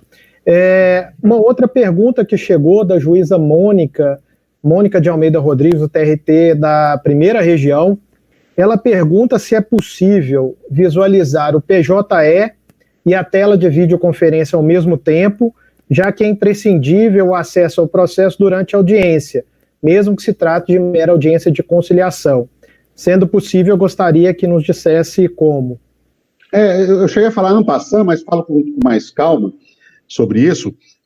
Veja bem, os sistemas de transmissão, ou eles eles utilizam os navegadores de web, como, por exemplo, nós estamos utilizando aqui o Google Chrome, ou utilizam aplicativos. Seja como for, seja aplicativo, seja o navegador de internet, como nós estamos utilizando, em especial utilizando o computador, no caso dos juízes, o recomendável que se faça pelo computador, não há nenhum problema em um colega acessar simultaneamente o PJE. Me parece o que é interessante é que nós tenhamos na nossa residência, ou onde estivermos fazendo audiência, aquele mesmo conforto que temos nas nossas salas. Eu não sei se em todos os tribunais isso acontece. No meu tribunal, por exemplo, todos os juízes dispõem de um segundo monitor, de um monitor de vídeo. Além do notebook, que é aquele notebook que todos os juízes têm, que o TST providenciou para todos, nós temos um monitor extra. Então, o juiz pode perfeitamente utilizar, por exemplo, o notebook ou o seu desktop, se for o caso, para acompanhar a audiência, e numa tela paralela ele colocar ali, por exemplo, o PDF do processo, se for o caso, ou navegar pelo sistema, se ele assim desejar. Então, isso é tranquilo, simplesmente abrir janelas. Quantas vezes, eu, por exemplo, não gosto de utilizar o Firefox para fazer pesquisa de jurisprudência, eu uso sempre o Google Chrome. O tempo todo eu fico com os dois navegadores abertos, e é isso que a colega vai fazer. Ela vai ficar com o navegador aberto ou o aplicativo para realizar a audiência, e vai ter lá o Firefox aberto, com o PJE aberto no processo que ele estiver vendo, seja o PDF, seja qualquer outra coisa, para que ela possa verificar. Uma dica boa, parece uma dica simples, né, Platão, é baixar os PDFs das audiências antes da sessão, exatamente para não perder tempo com isso, de tal forma que o PDF já esteja ali, não haja nenhum delay para você manter algum ritmo na realização da audiência. Mas é uma coisa simples, embora eu não seja um expert em informática, sou um mero usuário, um mero curioso, mas eu sei pelo fazendo, né? Que, inclusive agora, nesse momento, nós estamos utilizando uma plataforma que muitos tribunais utilizam, né, para audiência, conforme eu mencionei naquele inventário que nós construímos, e estou aqui, eu estou com a tela aqui no Word, por exemplo, que estava com o meu roteiro, por isso que algumas vezes você deve ter visto olhando para o lado, que eu estava verificando aqui a minha cola, o meu roteiro, para não passar nada daquilo que eu havia programado falar. Perfeito. Nós, no TRT da 10ª Região, também recebemos um monitor, temos um que foi disponibilizado pelo tribunal, justamente para poder utilizar um notebook, um computador de mesa e, simultaneamente, um outro monitor para poder fazer a leitura do processo. Então, creio que a maioria dos tribunais tenha isso também. Uma outra dúvida é do juiz Marcelo, do TRT da 1ª Região. Inclusive, eu já antecipei ao juiz Braulio hoje de manhã, de certa forma, essa pergunta, sem identificar a situação, mas a questão é a seguinte: ele disse que, numa audiência que ele estava realizando, o advogado da parte solicitou conversar em privado com ela. Ele tinha desabilitado o chat do Webex, tornando inviável a troca de mensagens escritas. E ele entendeu que o procedimento seria demorado, lembrando que a parte estava usando um celular para acesso. Na hora, o colega teve a ideia de colocar no lobby a outra parte, a gente viu isso, que é possível no Cisco, mas o juiz Braulio explicou de manhã a dificuldade de se fazer isso durante a sessão, e ele colocou no lobby a parte e os advogados, eram 2, e aí o advogado e a parte conversaram, mas eles ficaram na presença do juiz e dos servidores. Essa foi a solução que ele encontrou na hora e pergunta a sua opinião e se haveria outra solução. Esse é um problema, é uma limitação, de fato, e parece engraçado, né? A gente está falando da incomunicabilidade e agora nós temos um outro problema de comunicabilidade. E, de fato, pode haver essa necessidade. Perceba, e às vezes para as coisas mais simples, por exemplo, imaginemos que haja uma proposta de acordo e o reclamante esteja em dúvida e o advogado não quer exteriorizar o que ele pensa para todos, porque às vezes ele até tem uma posição simpática àquela composição, porque ele sabe de um detalhe técnico do processo que vai redundar numa derrota, mas ele não quer fazer isso publicamente e nem chamar a atenção para o juiz por uma coisa que de repente o juiz ainda não viu. Então, é claro que é importante ter esse mecanismo. Eu só não sei se... é claro que a gente, no calor da hora, a gente tem que achar uma solução. Eu só não sei se a solução encontrada foi a melhor, porque, evidentemente, que o relacionamento do advogado e cliente deve ser permeado pela confidencialidade. Então, não me parece razoável que o juiz esteja assistindo, a não ser que ambos se disponham a isso, não vejam nenhum problema. Então, o que me parece mais razoável aqui é que se eles estão usando, por exemplo, celular, e hoje, felizmente, o WhatsApp evoluiu, né, Platão, já há algum tempo que existe a versão para o desktop. Então, qualquer que seja o instrumento utilizado, as pessoas têm como ter o WhatsApp à mão. Então, ele pode utilizar uma outra via de comunicação, né, para se comunicar com o cliente sem que haja quebra dessa confidencialidade e sem que abra também a quebra da incomunicabilidade, sem que ele precise sair do recinto de audiência. Agora, é claro que tem que ser visto qual é também o momento em que essa conversa quer acontecer. Porque, evidentemente, que essa conversa não pode ser exigida pelo advogado durante o depoimento do seu cliente. Porque, nesse caso, há uma séria possibilidade, ou probabilidade, eu diria, né, de que ele queira se comunicar exatamente para ele tentar, por exemplo, consertar algum aspecto do depoimento, enfim, criar alguma situação para melhorar a sua posição.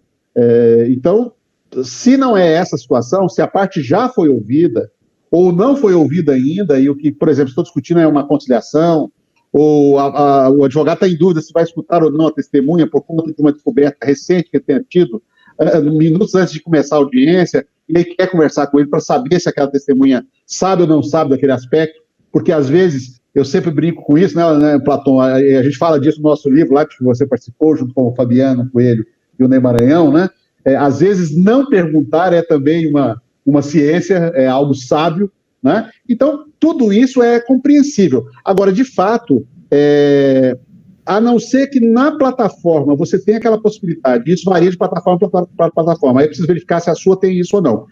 Algumas das plataformas utilizadas dispõem do chat particular no próprio sistema, ou seja, eu consigo ainda, dentro do próprio sistema, mandar uma mensagem só para você, só para aquela pessoa, ou mandar para todos, né? Então, é uma possibilidade. Então, existem algumas possibilidades. Agora, me parece que todas elas devem preservar isso. De um lado, a confidencialidade e, de outro, a garantia de lisura no depoimento, se for essa situação. Se o pedido de contato for realizado exatamente no momento em que a parte está depondo, porque isso me parece inadequado e seria melhor, então, o juiz postergar a garantia desse acesso para depois que ele terminasse de fazer as perguntas, exatamente para evitar uma possível intrusão do advogado no teor do depoimento que está sendo colhido, principalmente quando a confissão começa a ser desenhada. Perfeito.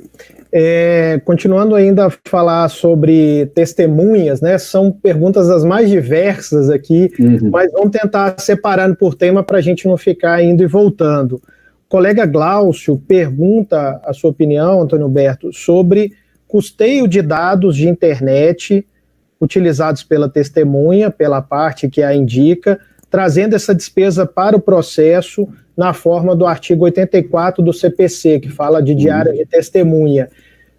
A testemunha não tem um acesso, isso é disponibilizado pela parte.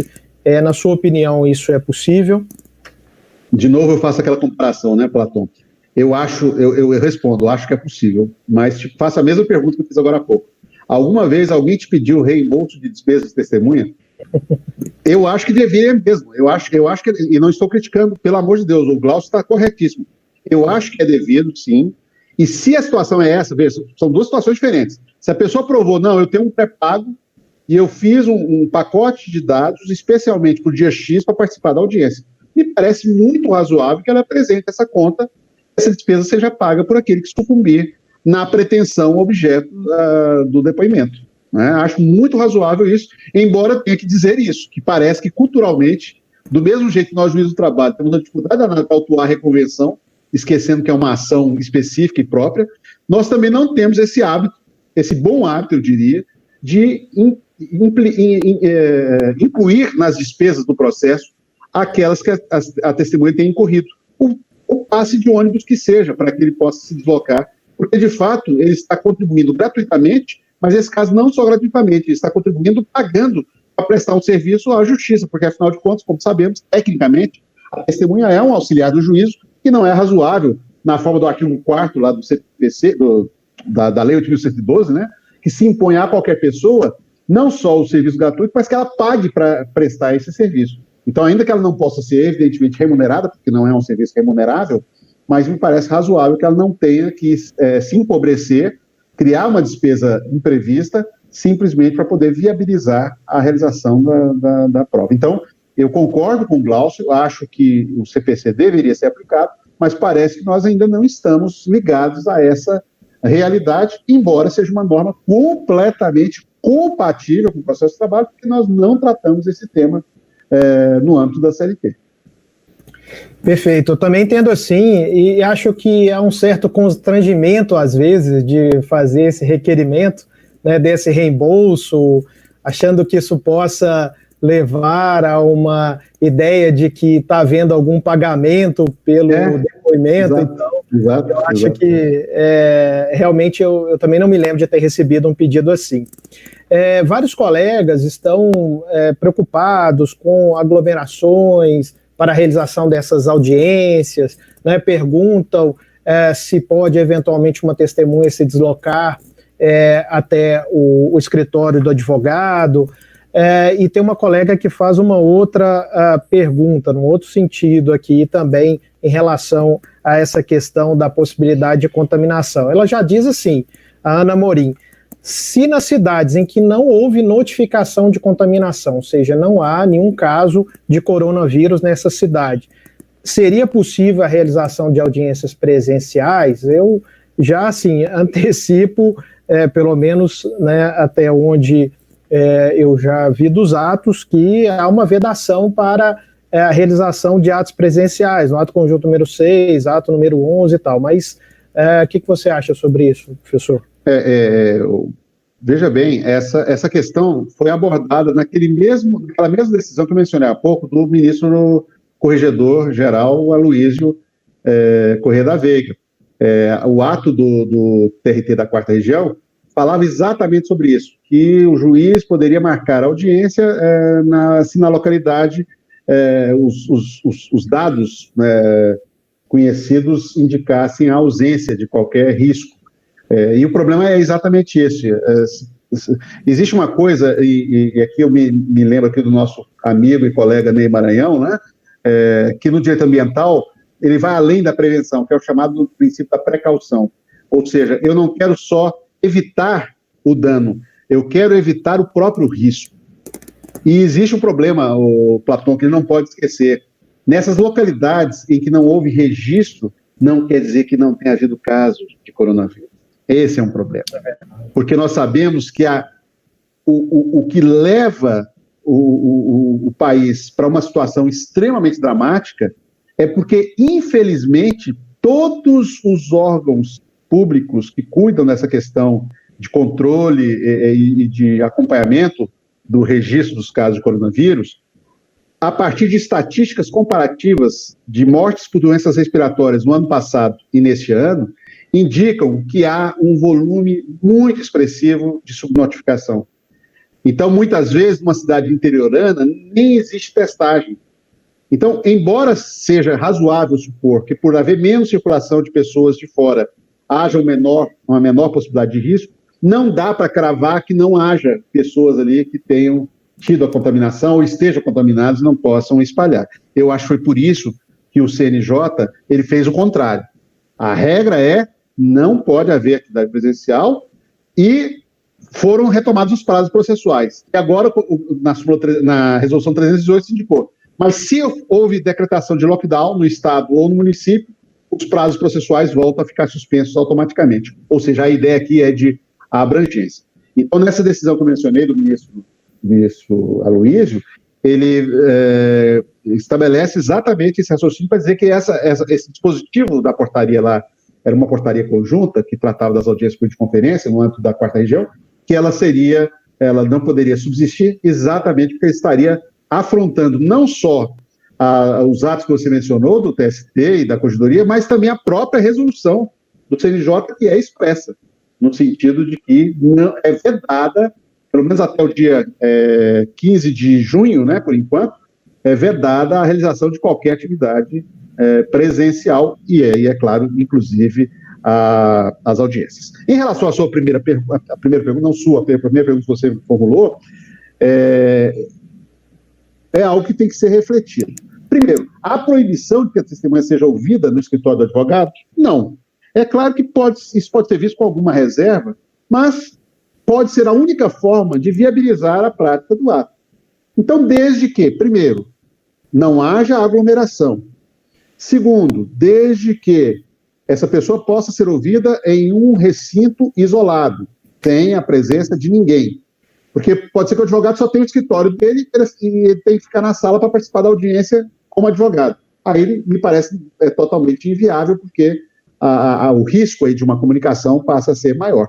Mas não me parece que seja descartável, por si só, que a testemunha ou a própria parte compareça ao escritório do advogado, considerando isso, essa justificativa, que a testemunha não dispõe de equipamento ou não sabe operar com ele, e por isso pediu o auxílio do advogado só para viabilizar a sua participação. Desde que esse isolamento seja comunicacional, seja viabilizado, não me parece haver problema. Até porque, né, Platão, com o uso das plataformas que nós temos, as tecnologias de informação que nós temos hoje, tanto faz ele estar a 10 mil quilômetros de distância como na sala ao lado, ele terá se quiser fazer o mal feito, se quiser usar de má fé, ele conseguirá, de alguma forma, fazer essa comunicação. Então, não me parece que seja a restrição, é o que a colega disse. Para mim, o maior problema é a questão das restrições de circulação.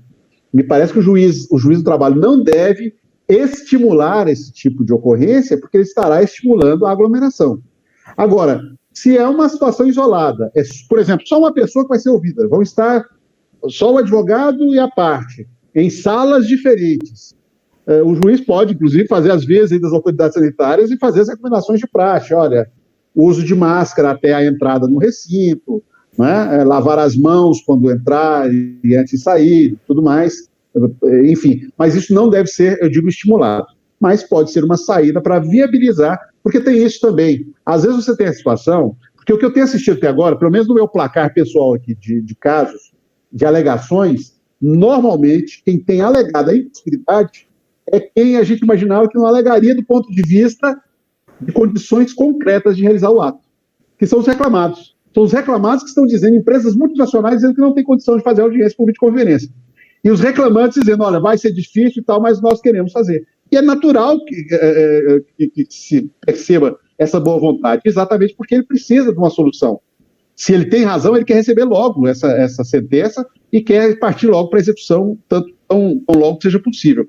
Então, por isso que me parece que, embora o juiz do trabalho não deva incentivar, não me parece impossível o deferimento, guardadas essas precauções quanto ao isolamento geográfico ou isolamento espacial daquele que vai depor, e essa recomendação enfática quanto aos cuidados para prevenir a contaminação e também para evitar a aglomeração. Eu não posso, imaginemos, o advogado quer receber 3 testemunhas e 2 reclamantes para uma audiência numa sala. Evidentemente que está totalmente impraticável, porque está na contramão de tudo aquilo que as autoridades sanitárias têm recomendado, que é exatamente deixar as aglomerações humanas apenas para o inevitável, que são as famílias, né, as pessoas que vivem sob o mesmo teto, que aí, é claro, isso não tem jeito. Ou o transporte público, enquanto não houver alguma medida mais drástica de suspensão desse tipo de serviço público, porque também esse é um problema que nós temos aí para transmissão do coronavírus. Perfeito. A colega Janice pergunta, em relação à testemunha que foi devidamente intimada para audiência por videoconferência e ela não comparece, cabe a aplicação de multa? Olha, é uma questão muito boa, muito boa. É excelente a pergunta, porque vamos pensar de novo, fazer aquela comparação do presencial, né? Como é que eu faria no presencial? Mando conduzir coercitivamente. Mas vou conduzir coercitivamente para onde? Para a casa dela? Ou vou mandar um oficial de justiça lá para exigir que ela pegue o celular e ligue? Quer dizer, é algo complicado. Então, me parece, embora não haja previsão expressa para essa situação, porque a multa para testemunha que a CLT prevê é para outra situação, é para a pessoa que esteja mentindo de forma deliberada e, por isso, ela pode ser sancionada. Mas me parece que o artigo 189, que é do CPC, que estabelece a possibilidade de imposição de sanções pecuniárias para situações abertas, né, é uma norma processual quase em branco, eu diria, me parece que propicia, sim, que haja essa possibilidade. Eu diria, considerando exatamente a ausência da figura da condução coercitiva, eu talvez recomendaria que se desse uma segunda chance a essa pessoa, mas já fazendo a advertência, já fixando a multa e dizendo que se não comparecer na próxima, ela será sancionada sem prejuízo de outras responsabilizações, inclusive até no campo criminal, aí por essa negativa de cumprimento de uma ordem judicial para comparecimento para prestar depoimento. Ótimo, obrigado. Saindo um pouquinho da prova testemunhal, né, o colega Kleber Wack, lá do TRT da 18ª Região, conhecido por nós, conselheiro da ENAMAT, pergunta sobre a teleperícia. Né? Segundo ele, há uma proibição do Conselho Federal de Medicina de realizá-las, mas creio que a questão seja a avaliação clínica. Né? Mas, em geral, é possível haver alguma perícia nesse contexto? Aí nós estamos num dilema interessante, porque há uma indicação do CNJ no sentido da possibilidade de realização da teleperícia. Há uma lei federal aprovada há poucos dias, que é a Lei 13.989, de 15 de abril, que permite expressamente o exercício da telemedicina durante a pandemia, e há um parecer do Conselho Federal de Medicina dizendo que não é possível a realização de teleperícia. Então, realmente, criamos uma situação embaraçosa. Eu lhe diria o seguinte, é claro que há um problema aqui de natureza ética, que o juiz do trabalho teria que, de alguma forma, procurar intervir, talvez de antemão, sinalizando que o profissional da medicina estaria ali prestando um serviço inexcusável e inadiável para a justiça e que, por isso, então, se o médico entender que é tecnicamente viável, me parece possível. Porque, Platão, qual é o problema? O problema que eu tinha oportunidade de ler esse parecer. O que o parecer sinaliza é que, obviamente, não há como você fazer exame físico no paciente por meio remoto. Claro, quem já foi a médico, imagino todos têm ido a médico, estão nos ouvindo, óbvio, quem já sabe que faz parte da rotina do médico a palpação, principalmente no abdômen, ou da área em que a pessoa se queixa de dor ou de algum tipo de perturbação. E isso, evidentemente, não tem como ser feito de modo remoto. Né? Então, indo para um caso concreto, vamos pegar uma perícia de acidente do trabalho. Se a perícia de acidente do trabalho depende de avaliar a situação corporal atual do paciente, evidentemente que ele terá dificuldade. Mas se o que eu quero, por exemplo, é construir, por exemplo, Platão, a minha dúvida não é quanto à lesão, eu sei da lesão, a minha dúvida é quanto ao nexo de causalidade. A realização de uma anamnese bem feita e da apresentação de documentos que o próprio perito possa requerer, me parece que torne absolutamente possível a realização da perícia de modo completo, sem que haja qualquer arranhão ao parecer. Aliás, o parecer tem um argumento quase ao seu final, dizendo, olha, isso não tem problema nenhum, porque basta prorrogar o benefício da Previdência. Ou seja, ele foi feito por conta de uma prorrogação da Justiça Federal, ou da Justiça Comum, enfim, alguém que precisava da perícia nesse período. No nosso caso, Platão, eu não tenho que prorrogar, o que nós estamos falando é de uma pensão vitalícia, de repente, ou uma indenização a ser recebida por conta daquele exame.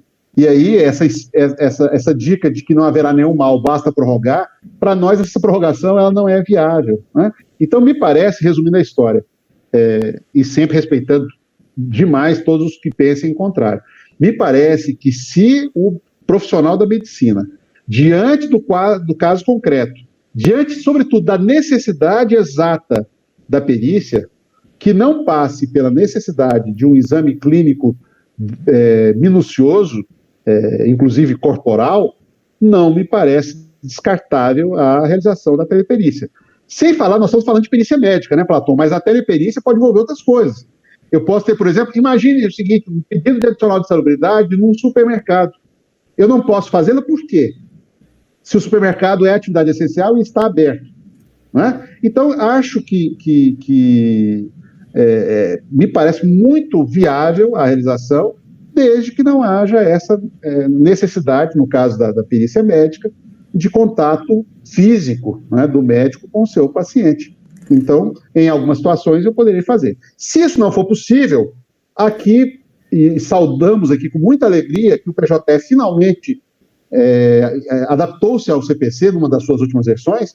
Uma coisa que o juiz pode fazer, se houver outras coisas a decidir, é postergar a perícia para quando for viável, se o caso envolve um exame clínico corporal, e julgar as outras matérias naquela chamada sentença parcial de mérito, que agora já é possível. O sistema nosso finalmente já admite, né, esse uso, para que a parte, pelo menos, em relação a outros aspectos da demanda, que não dependam da perícia, possa ter uma resposta mais rápida do Poder Judiciário. Aliás, isso vale também, Platão, foi bom ter lembrado disso, em relação às situações de possibilidade de audiência por videoconferência.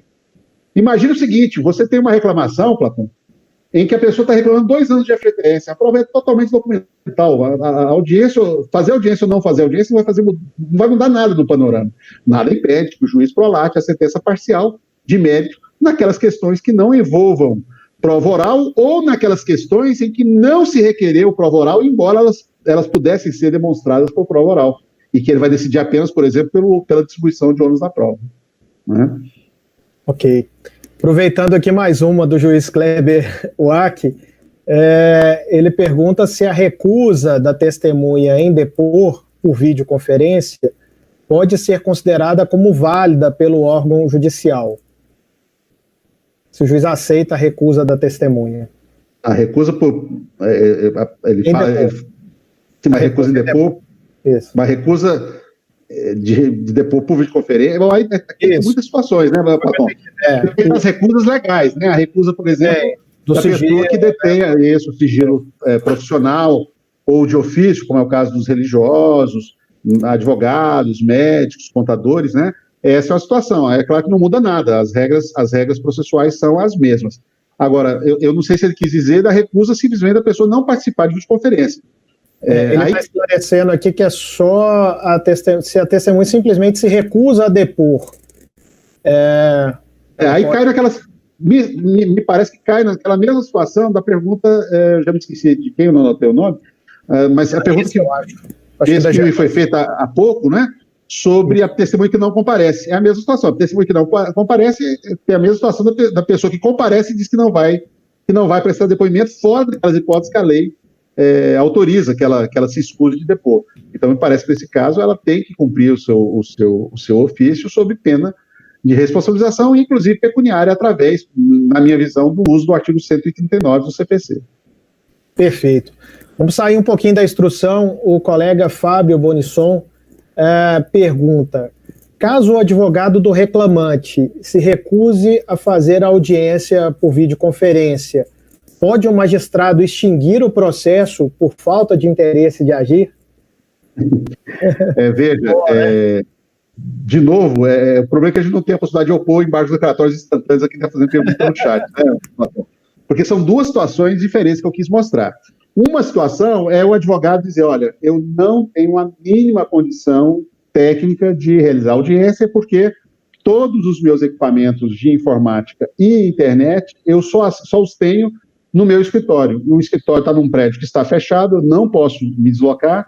Pior ainda, sou de grupo de risco, eu sou hipertenso, eu sou idoso, enfim, e por isso eu não posso participar. Nesse caso, não me parece haver razoabilidade nenhuma em um juiz forçar para que a audiência se realize, ele vai ter que suspender e aguardar a audiência presencial. Na outra hipótese, se o advogado diz que não quer participar, que é contra, ou pondera tudo isso em relação à comunicabilidade, que não tem como assegurar a incomunicabilidade de testemunha, eu responderia a ele, olha, É louvável a sua preocupação, que é nossa também, mas parece que o poder de polícia ainda não foi delegado aos advogados. O poder de polícia é algo a ser exercido pelo juiz e caberá a ele, então, fazer esse acompanhamento, esse monitoramento, para que não ocorra a quebra da incomunicabilidade. Mas essa audiência vai se realizar. E aí ele recebe o link, se ele não comparecer, e se o cliente não comparecer, a condição fica, vida que segue. Agora, extinguir o processo, se for o reclamante, né, não me parece possível, não me parece razoável, exatamente porque os caminhos aqui são ou de postergação para audiência presencial ou realização da audiência telepresencial, a depender de qual é o tipo de dificuldade que a pessoa está aventando para não participar. Ótimo. O Antônio Humberto, o colega Flávio, do TRT da 19ª Região, que é colaborador da Enamat, já foi professor em vários cursos, ele pergunta sobre a reclamação trabalhista verbal durante esse período e sobre o prazo prescricional do ius postulandi, nesse caso. Tem alguma posição? Olha, são duas questões que eu, sinceramente, não tinha parado para pensar sobre elas. Um grande abraço para o Flávio, um grande companheiro e emérito professor. Mas eu diria o seguinte: primeiro, na questão da atermação da reclamação.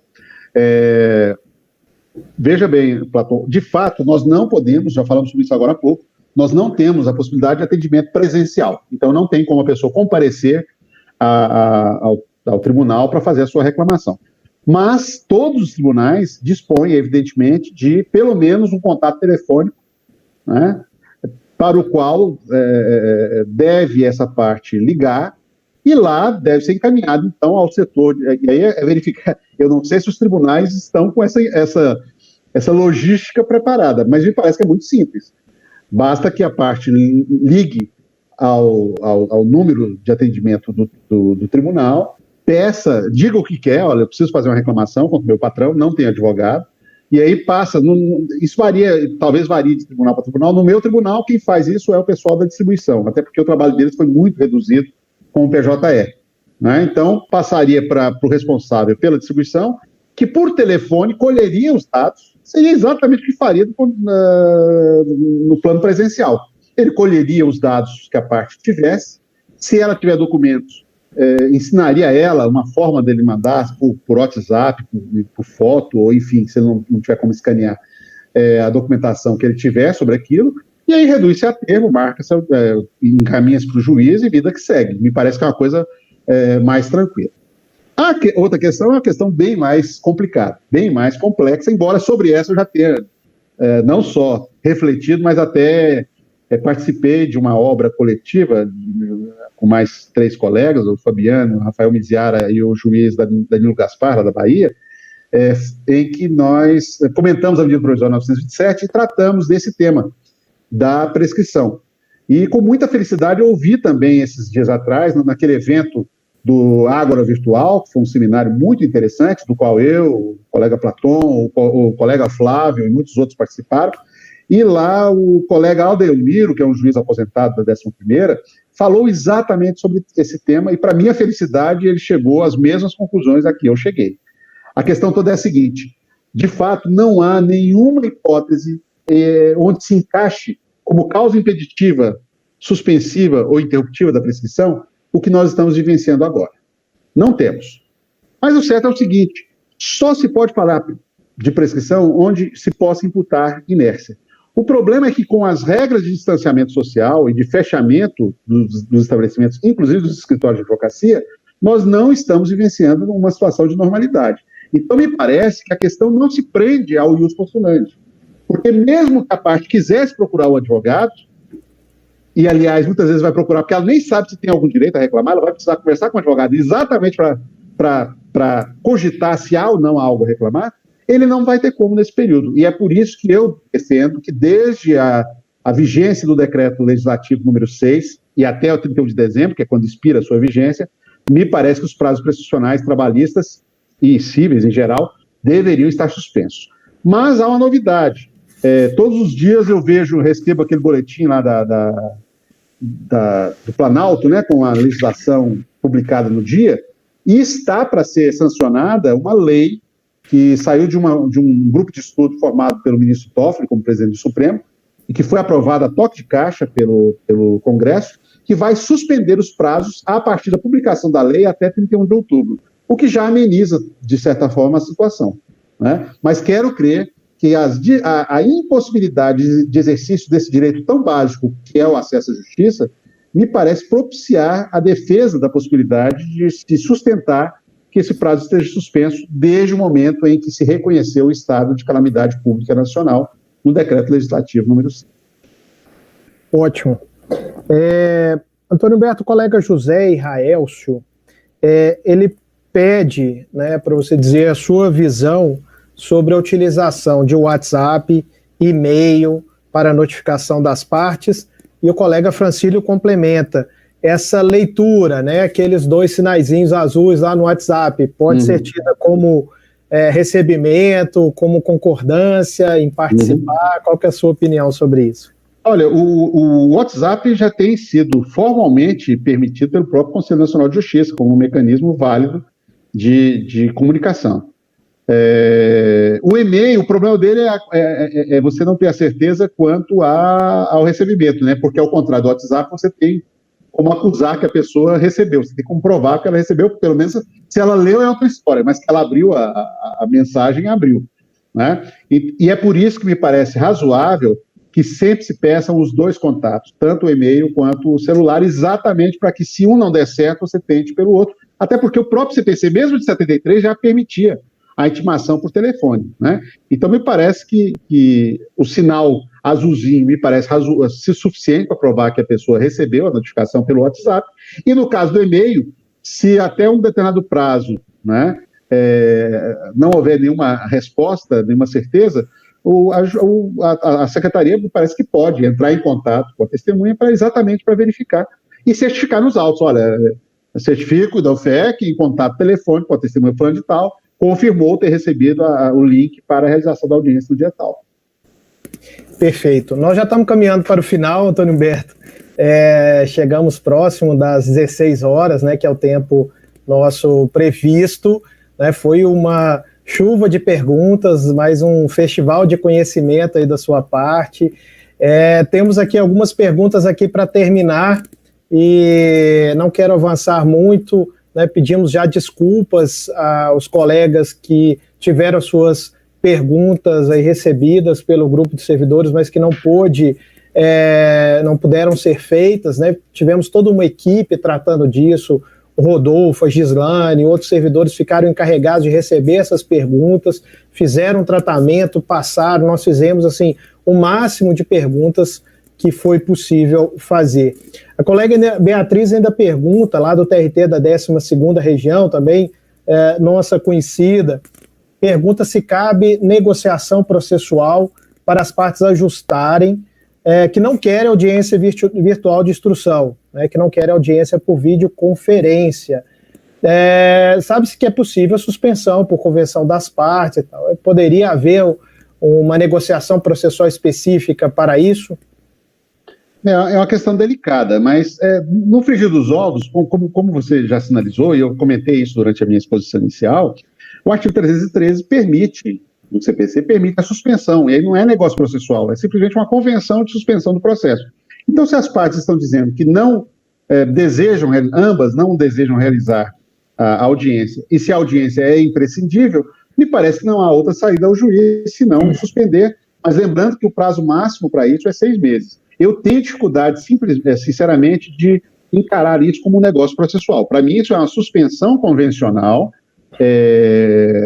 estabelecida em lei, porque a ideia do negócio processual é exatamente estabelecer situações que não estão previstas na lei. E essa situação tem contemplação na lei, e por isso que eu tendo a dizer, embora possa refletir um pouco mais e daqui a pouco chegar a uma conclusão um pouco diferente, mas que não é caso de negócio processual, porque já há uma saída simples na lei, que é a suspensão do processo por convenção das partes por até 6 meses. Perfeito. Vamos aqui para a última. A Ângela pergunta como fica a revelia, se for dado prazo para contestação por despacho, e depois na audiência virtual as partes não comparecem. Se o reclamante não comparece, é arquivamento. Mas quer dizer, aí já é uma... Não, aí que tá. Não é. Não, é isso que tá. Muito boa pergunta. É porque eu disse que eu não ia tratar, Platão, do rito alternativo emergencial, né? É muito amplo. Mas essa pergunta dela foi muito boa para mostrar a ligação de uma coisa com outra. Veja bem, se o juiz vai marcar uma audiência para receber a defesa, não tem sentido ele adotar o rito alternativo emergencial do artigo 6º do ato 11. Porque se ele tem condição de fazer audiência inicial ou una, então que ele simplesmente notifique a parte para comparecer nessa audiência e lá ocorrerá tudo, inclusive se for o caso a revelia. Mas se ao contrário, o juiz optou, como é o caso de muitos, aliás, eu esqueci de falar, né, Platão, no finalzinho aqui, dizer que eu passei para a escola, e ela vai disponibilizar para os alunos desse curso, um pacote de despachos que eu tenho utilizado em relação ao rito emergencial. Então, o que acontece? Se o juiz adotou o rito emergencial, a defesa vai ser apresentada em secretaria, diretamente no PJE. E o recebimento, então, não será feito em audiência, será feito instantaneamente. Consequentemente, Platão, eu não vou ter o 844, eu não vou ter o arquivamento. Né? Inclusive, me perguntaram uma coisa interessante, como é que fica o 467? Olha que interessante. Se eu não tenho audiência, como é que fica o 467? Nesse caso, o juiz pode, evidentemente, fixar uma data, né, para que a parte faça o recolhimento da parte em controvérsia, né? Mas é outro ajuste que eu tenho que fazer, tá vendo? Eu estou terminando aqui fazendo uma pergunta que ninguém fez. Como é que fica o 467 nessas audiências? Então, quando for marcada a audiência será simplesmente, ou vai ser para conciliação, ou vai ser para instrução, se o juiz seguir o rito emergencial. Se ele não seguir o rito emergencial, a defesa estará apenas anexada eletronicamente, mas defesa não é ainda, porque só será considerada defesa se a parte comparecer ao ato de audiência, e aí haverá revelia, ou se a ausência for do reclamante, o arquivamento, se não foi adotado o rito emergencial. Juiz Antônio Humberto, eu quero finalizar parabenizando mais uma vez por a sua brilhante exposição